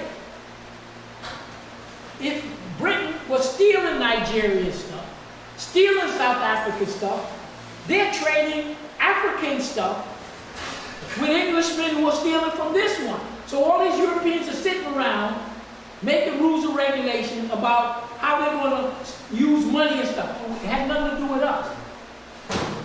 They came to a consensus where that world global trade, which is still European trade, is not us. Everybody, most of everything traded, we're going to use the US dollar. Right? Then those countries like France and them said, well, why are we using the US dollar? We just finished using the British dollar with silver backed it. We want to use the US dollar, you got to have gold to back it, right? So United States says, who got the most gold? United States said, I got the most gold. We're going to use the dollar as a reserve currency, and we're going to back it with gold. No gold. People say, let me see the gold. You want to see the gold? I have a pistol here. You want to see the gold? So United States became the reserve currency, backed by gold, but nobody ever saw it. That's the only reason. And so, just one second. And so the concept was that we'll use your paper money, but even though we'll use the US dollar, at any time, any one of us who can receive your US dollar, we want the right at any time to give you back that piece of paper, and you got to give me what was 1 ounce of gold. So that's what it was. Okay. Then you have Vietnamese War. In France, everybody said, wait, according to the rules and regulations, the United States is supposed to have only so much gold for $100. But they're spending $200 and $300. So obviously, France was the first one to say, I want my gold, I'm going to cash in all this money for this gold. The United States didn't have the gold, or they didn't want to give them the gold. Okay? So what happened was, when enough countries ask for gold, when you say country, you're talking European country, you're not talking about African country, Caribbean. White people, that's the trade from 1945, it's white people. So what they did was, when enough people asked for the gold, they didn't have the gold to give or wouldn't give it, so they came off of it. That's the second time in contemporary history. I hear these programs. The United States never defaulted. It's a lie. They defaulted twice, and this was the biggest default. So the rest of European countries say, United States say, how are we going to get people to use our dollar? Because the jig is up. They know that they're giving real stuff, and we keep giving pieces of paper. As long as that is going that way, everything is all right. So what they did was, say, how are we going to get the world, again, not African, the white world, how are we going to get the white world to use the dollar? So they went to Saudi Arabia. Saudi Arabia was one of the biggest oil there, and said to them, petrodollar. It said to them, sell your oil only in dollars. Only in dollars, right? She said, but what are you going to do for me? So the United States said, I'll protect you. I'll give you, how do you do in the street? You got a guy to protect you, right? I'll protect you from Egypt. I'll protect you from Iran. I'll protect you from Israel. But for me to protect you, you have to sell your oil only in dollars and get Niger and everybody else to sell their oil in dollars. Okay? So now there's a demand for dollars. Nobody wanted the dollar then. But because of Saudi Arabia's dominance and U.S.'s gun, everybody agreed, okay, we'll now use the dollar, knowing that it's not back for anything, but we got to have it for oil. And then it started for other things, right? This is what Saudi Arabia had to do. You must sell us the oil at $4 a barrel. Not a gallon. $4 a barrel. Giving us unlimited amount of oil. When you make your money from the oil, you must pay us for the military to protect you. Any extra money you must invest it in the stock market. You can't own anything. You can only invest in anything, and you have to buy our treasury bonds. That oil and that arrangement got the United States over. Now, from then, everybody had to use the U.S. dollar because you had to buy oil was the biggest thing. Had to be done in dollars. Always backed by the damn gun. We're going to invade you. We're going to do this. But what you now have a point. Remember, at that time, you had the Seven Sisters, those big oil companies controlled by white. The Dutch was stealing Indonesian oil, the United States and Brazil was stealing Iranian oil. So they had control. Okay, so it reached, now we at a point where the world has flipped. Many of the countries sitting around and saying, there's an Iranian-Russian war. And excuse me, Russia is kicking the United States' ass. They're using satellites and everything. They're whipping the United States, they're whipping NATO. So they're beating NATO. So the world saying, man, the United States Russia is the biggest. If we want help, I'm going to Russia. Because who no longer has the big gun? The United States can't back you up. So now the countries are saying, I want to get rid of France, but I can go to Russia. Russia help. I want a railroad built, I'll go to China. You never got anything from white people. But at least China, you know, when they come, it's a deal where they're going to take the natural resources and food, you're going to get something out of it. So why would you deal with a European? With the United States and them? You're going to deal with Russia to help you, because Russia is the primary one that's giving the weapons and stuff to help these African people. And the Asians are that particular one. Now, one last thing.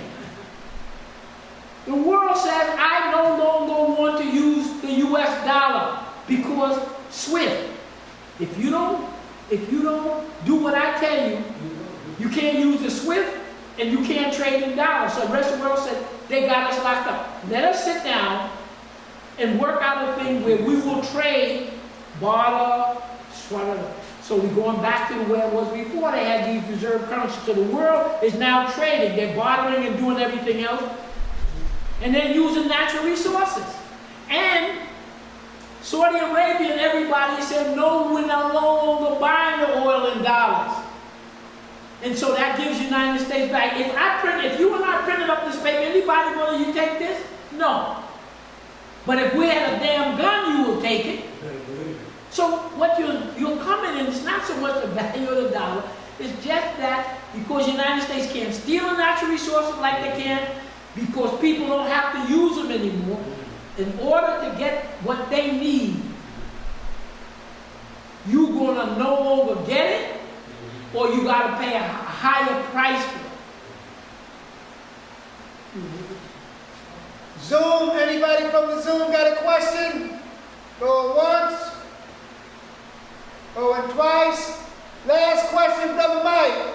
Yeah, the winds of change are growing, obviously, and you see the change, as you pointed out, how the League of Nations transitioned into the United Nations, and you see the OSS, which is prior to World War II, now changing to the CIA. But the one thing that hasn't changed, and I'm so glad you, a lot of examples were pointed out, is the gun. Yeah. And sometimes when you say a gun, people don't understand because some people carry guns. People in the street carry guns. And so it doesn't hit the responsive chord that it should when you talk about the gun.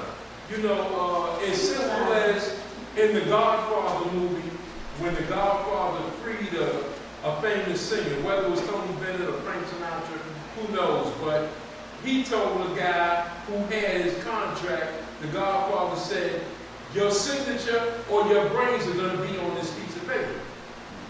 Right. That's the gun. So that's on the street level, right? Yes. You want to free this singer who's related to your family or close to your family? So you tell them that, and now the contract disappears, and this guy is free to engage in whatever his career is. But now, on an international level, it's still gangsterism. Same thing. It is gangsterism, just with a nice suit on. Yeah. A nice suit and a briefcase, but you got the gun at another location. You're going to bring in these guys if you say no. So it is refreshing to see Africa say no. It is refreshing to understand how just years ago, any international country that was on with the SWIFT system, they could freeze their assets. Right now, America can still freeze billions of dollars that China might have and that OPEC countries might have. But the transition is they're going to be out of that in a minute. Right, just to pick you, I want you to continue, but I just want to throw this in. It's like you have a bank account in Bank of America. They freeze it. So you will go someplace else. Before there was no place else to go, but the IMF and the World Bank backed by the gun. Now, Right, you can go someplace else. exactly. And when that fully arrives, you're going to see how many countries go away from the dollar. Like you said, it was gangsterism that forced China, all of these countries to go with the gun. And of course, when you had people running around in Arabia from one water hole to another water hole, and you tell them I'm gonna put you in a castle, and you're gonna have air conditioning and all the things in the world that you want, that changes the whole thing. And I remember Bush 41 telling them, I'll put you back in the Stone Age. When they tried to act like, this is our order. Arabs were trying to act like that all is theirs. And Bush let them know, look, man, we can change minute, this could all change. You'll be back on a camel, you know, riding around in the desert. So, and that's just to let them know that the gun exists. The gun is there. So we had to protect you the same way a store owner in 1920 in Chicago, when Al Capone's boys said, look, we're here to give you protection. Protection from what? Well, you know, we heard that your window of your store is going to be smashed tonight. We're going to make sure that don't happen. And we heard somebody's going to stick you up and take all your money out of the cash register tonight. We're going to stop it. Nobody's going to rob you. So I'm just saying that to say that the same gangsters that operated in New York and Chicago, Smedley hit it on the head when he said it's a racket. Yeah. So that racket still exists. So now you got some young Africans, and I'll end on this. You got some young Africans that are saying it's a new day. That's all they're saying. So you can call them any kind of name you could think of, you know, if your spirit is demonic. But the winds of change are blowing, and that's all I'm saying. Yes. And that now for them to unite, you know, 3-4 African countries to say we all together, and now other African countries are saying, look, don't attack. You know, we ain't gonna have no outside attack, and they're not accepting attack from black skin, which Nigeria wants to do. So I'm just saying the winds are changing. Okay. Let's make a quick point. That he took, Niger is here. Europe is here. Do you know what? Nigeria, well, you got some. Here's Europe. They got no oil, no gas. Here's Algeria. Here's Niger. Here's Nigeria. Nigeria is trying to build a pipeline through Niger, through Algeria, to the white Europeans. To the sea. Gonna be some climbing They there. say none of that. See, they're trying, they cut off Russia, they stuck. Nigeria wants to build a gas pipeline through Niger to Algeria and through there. They say it ain't happening. Right. But what you're saying is critical. You got somebody to back you. Gaddafi didn't have it. That gun. Lumumba didn't have it. The Lumumba didn't have it. That gun, you got to have the damn gun. Yes, sir. The last time we were here, you remember what happened when we went through with Russia? How many times they were invaded? For what? What they had. How did you fight a war? The gun. Now you got Russia to give you the weapons. What Russia? I'll give you all the weapons you want. You got somebody to train you. That'll break it. You'll see the continent. I shouldn't say. Dr. Ben said you had to kill somebody. Okay, I ain't saying too much. no. Go ahead, Dennis. Dennis got a question from Detroit. Let's roll. Detroit. Go ahead, Dennis. All right, Dennis, you got a question? Let me view it. Hold up. It's reality. All countries got to have a military. If you don't have a military to protect you, you Dennis! see what happens to you. Dennis, you got a question? Okay. This, well, Doc, before we shut down, well, it looked like what, no, you already asked this question, and we gotta get out of here. Whatever, the situation of these young warriors and what's happening in Africa, I think everybody sitting in this goddamn room, including Doc, is in America.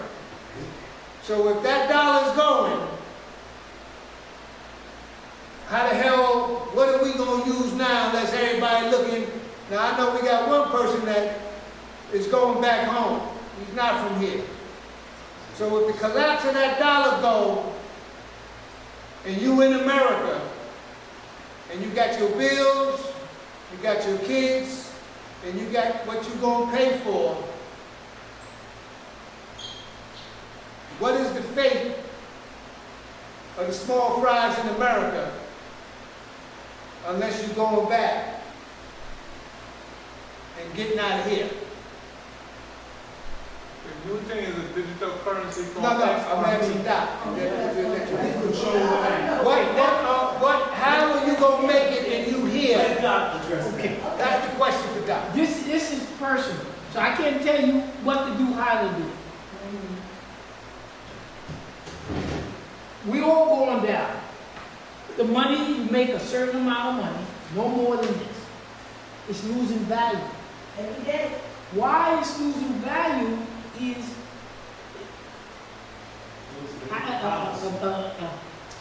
a store owner asked me, you know, can I cover his clinic?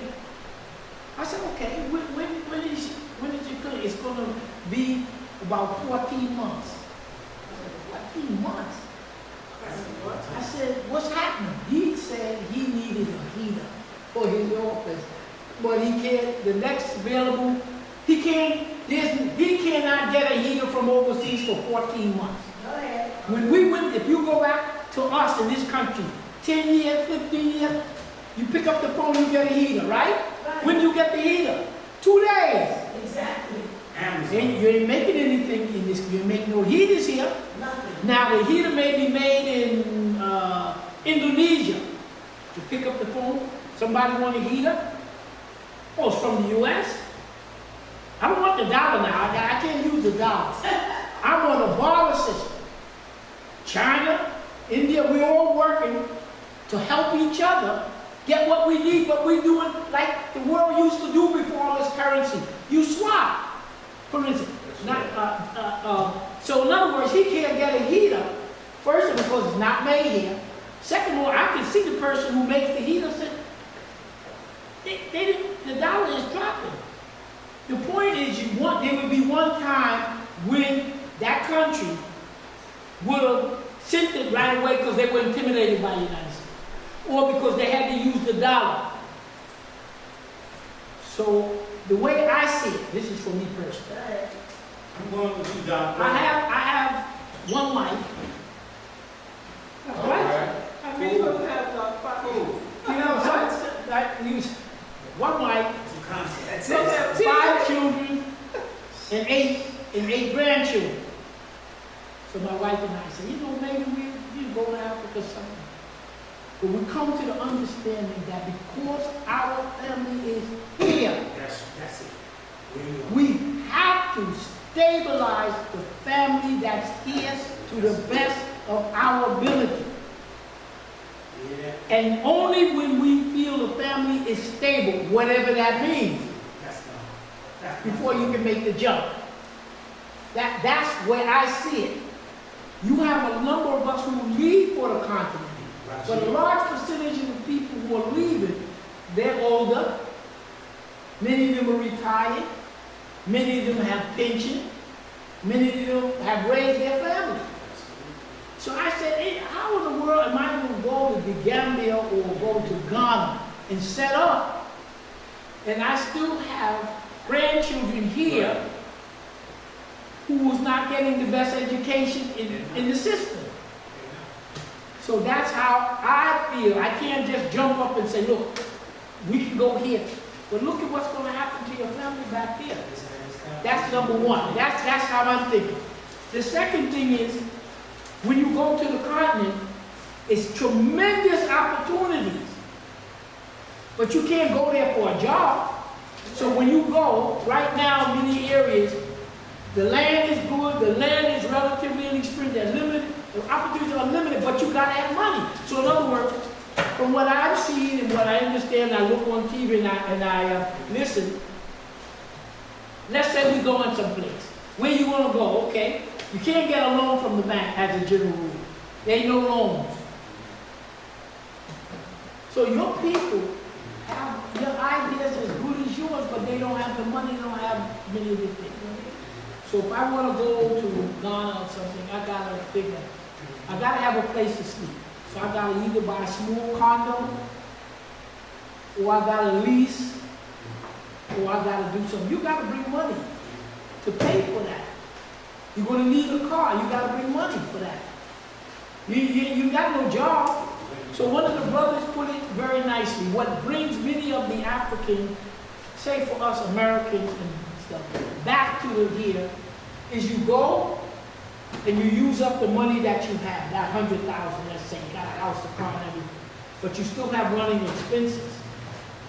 So let's say you have 100, you got a car, you got a home, everything, but you need more money. So you may have to do a business there, or you may have to have money coming from overseas. So a lot of people who go, they have pension, they have Social Security, they have military. So he said the three things that bring you back when you go is: one, you use up all your initial money; two, you don't have enough continuous money to keep yourself going; and what's the third one? What do we have here? You said it. What do each of us have? Family. Family. Your grandmother, your mother, your aunt, your uncle. You move into a better air and living condition if you have the money to do it. But how are you going to leave your people? So that's the way I handle it. I can't go anyplace until I stabilize. Well, I got this house here, I got this. You can't just run. So that's Okay, how you want to I make a answer the statement? question. You got a quick statement, and then we're gonna shut it I down. think when Donald Trump was in power, he said a level playing field. There was a currency, a digital currency that is seeded all over the world. Japan, China, Russia, all of them have it. It's XRP. But the SEC is a government agency that was not voted in power.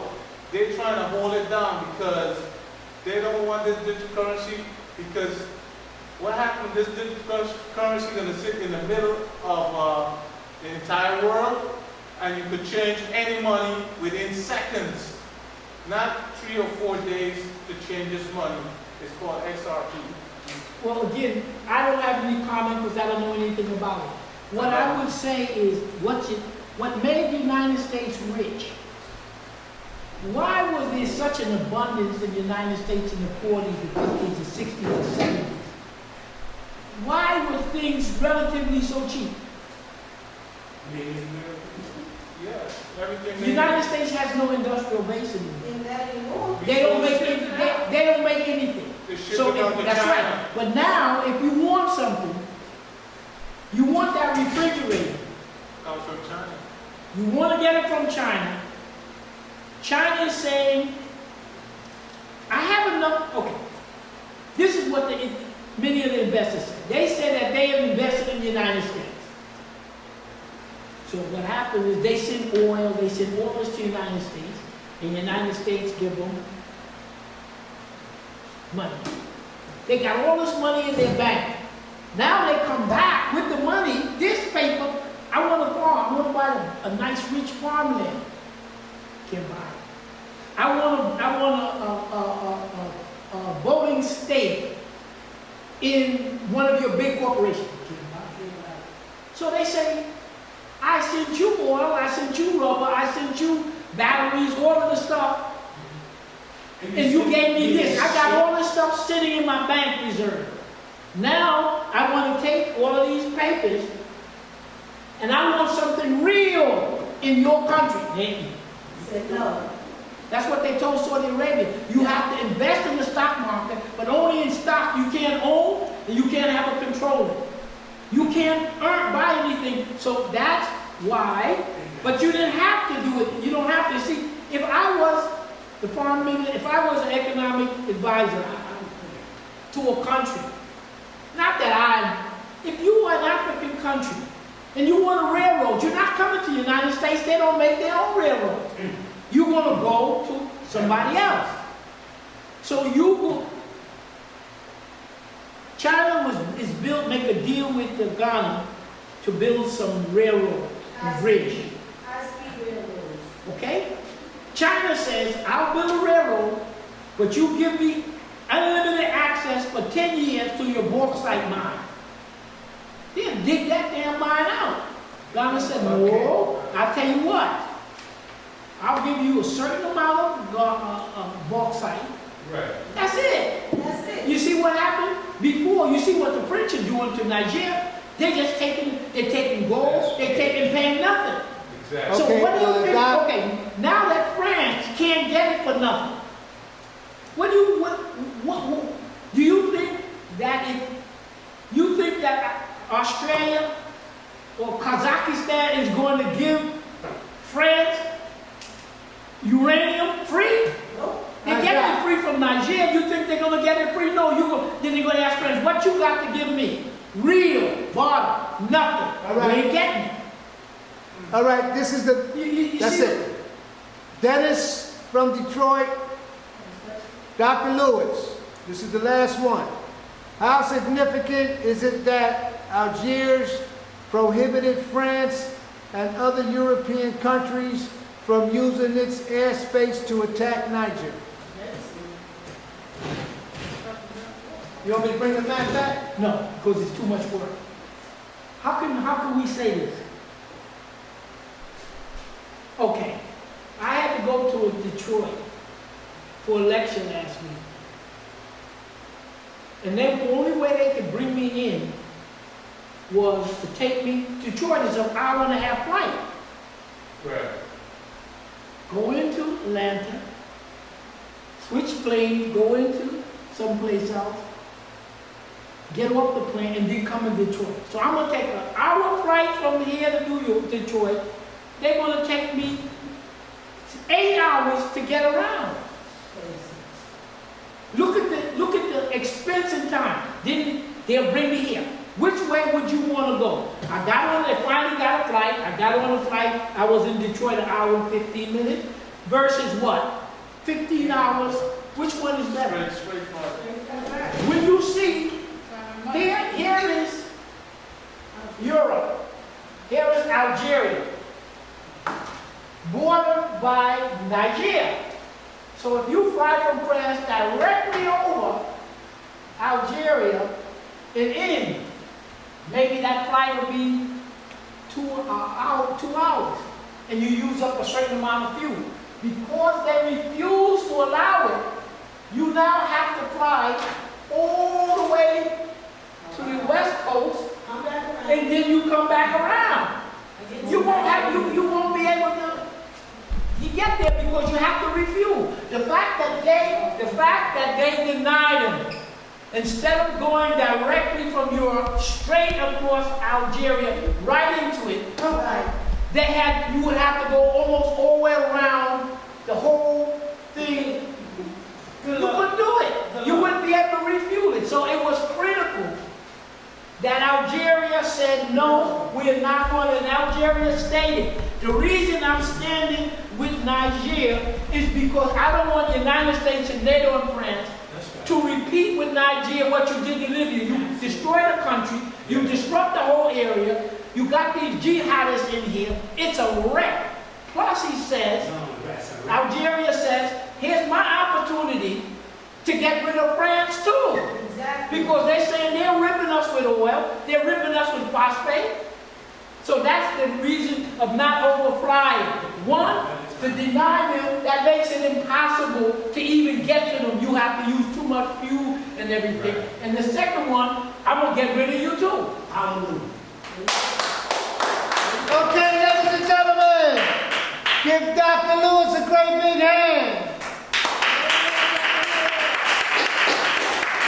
I want to make a quick announcement. Monday, if you tune into Sankofa Radio, Irritated Genie is doing a program, and he's going to have a live stream with David Duke. That's the Irritated Genie. If you go on War on the Horizon, the Irritated Genie is doing a live stream with David Duke. Go on War on the Horizon and check out the program. It's going to be September 11th. Don't ask me no questions. Go on the program and check it out. SKKK. It doesn't make a difference if it's AAA. Go on the website, War on the Horizon, and he'll tell you about the program, and you can get on and see what the man is talking about. Ladies and gentlemen, give yourself a great big hand. It's, this is it right here. Thank you, Zoom audience.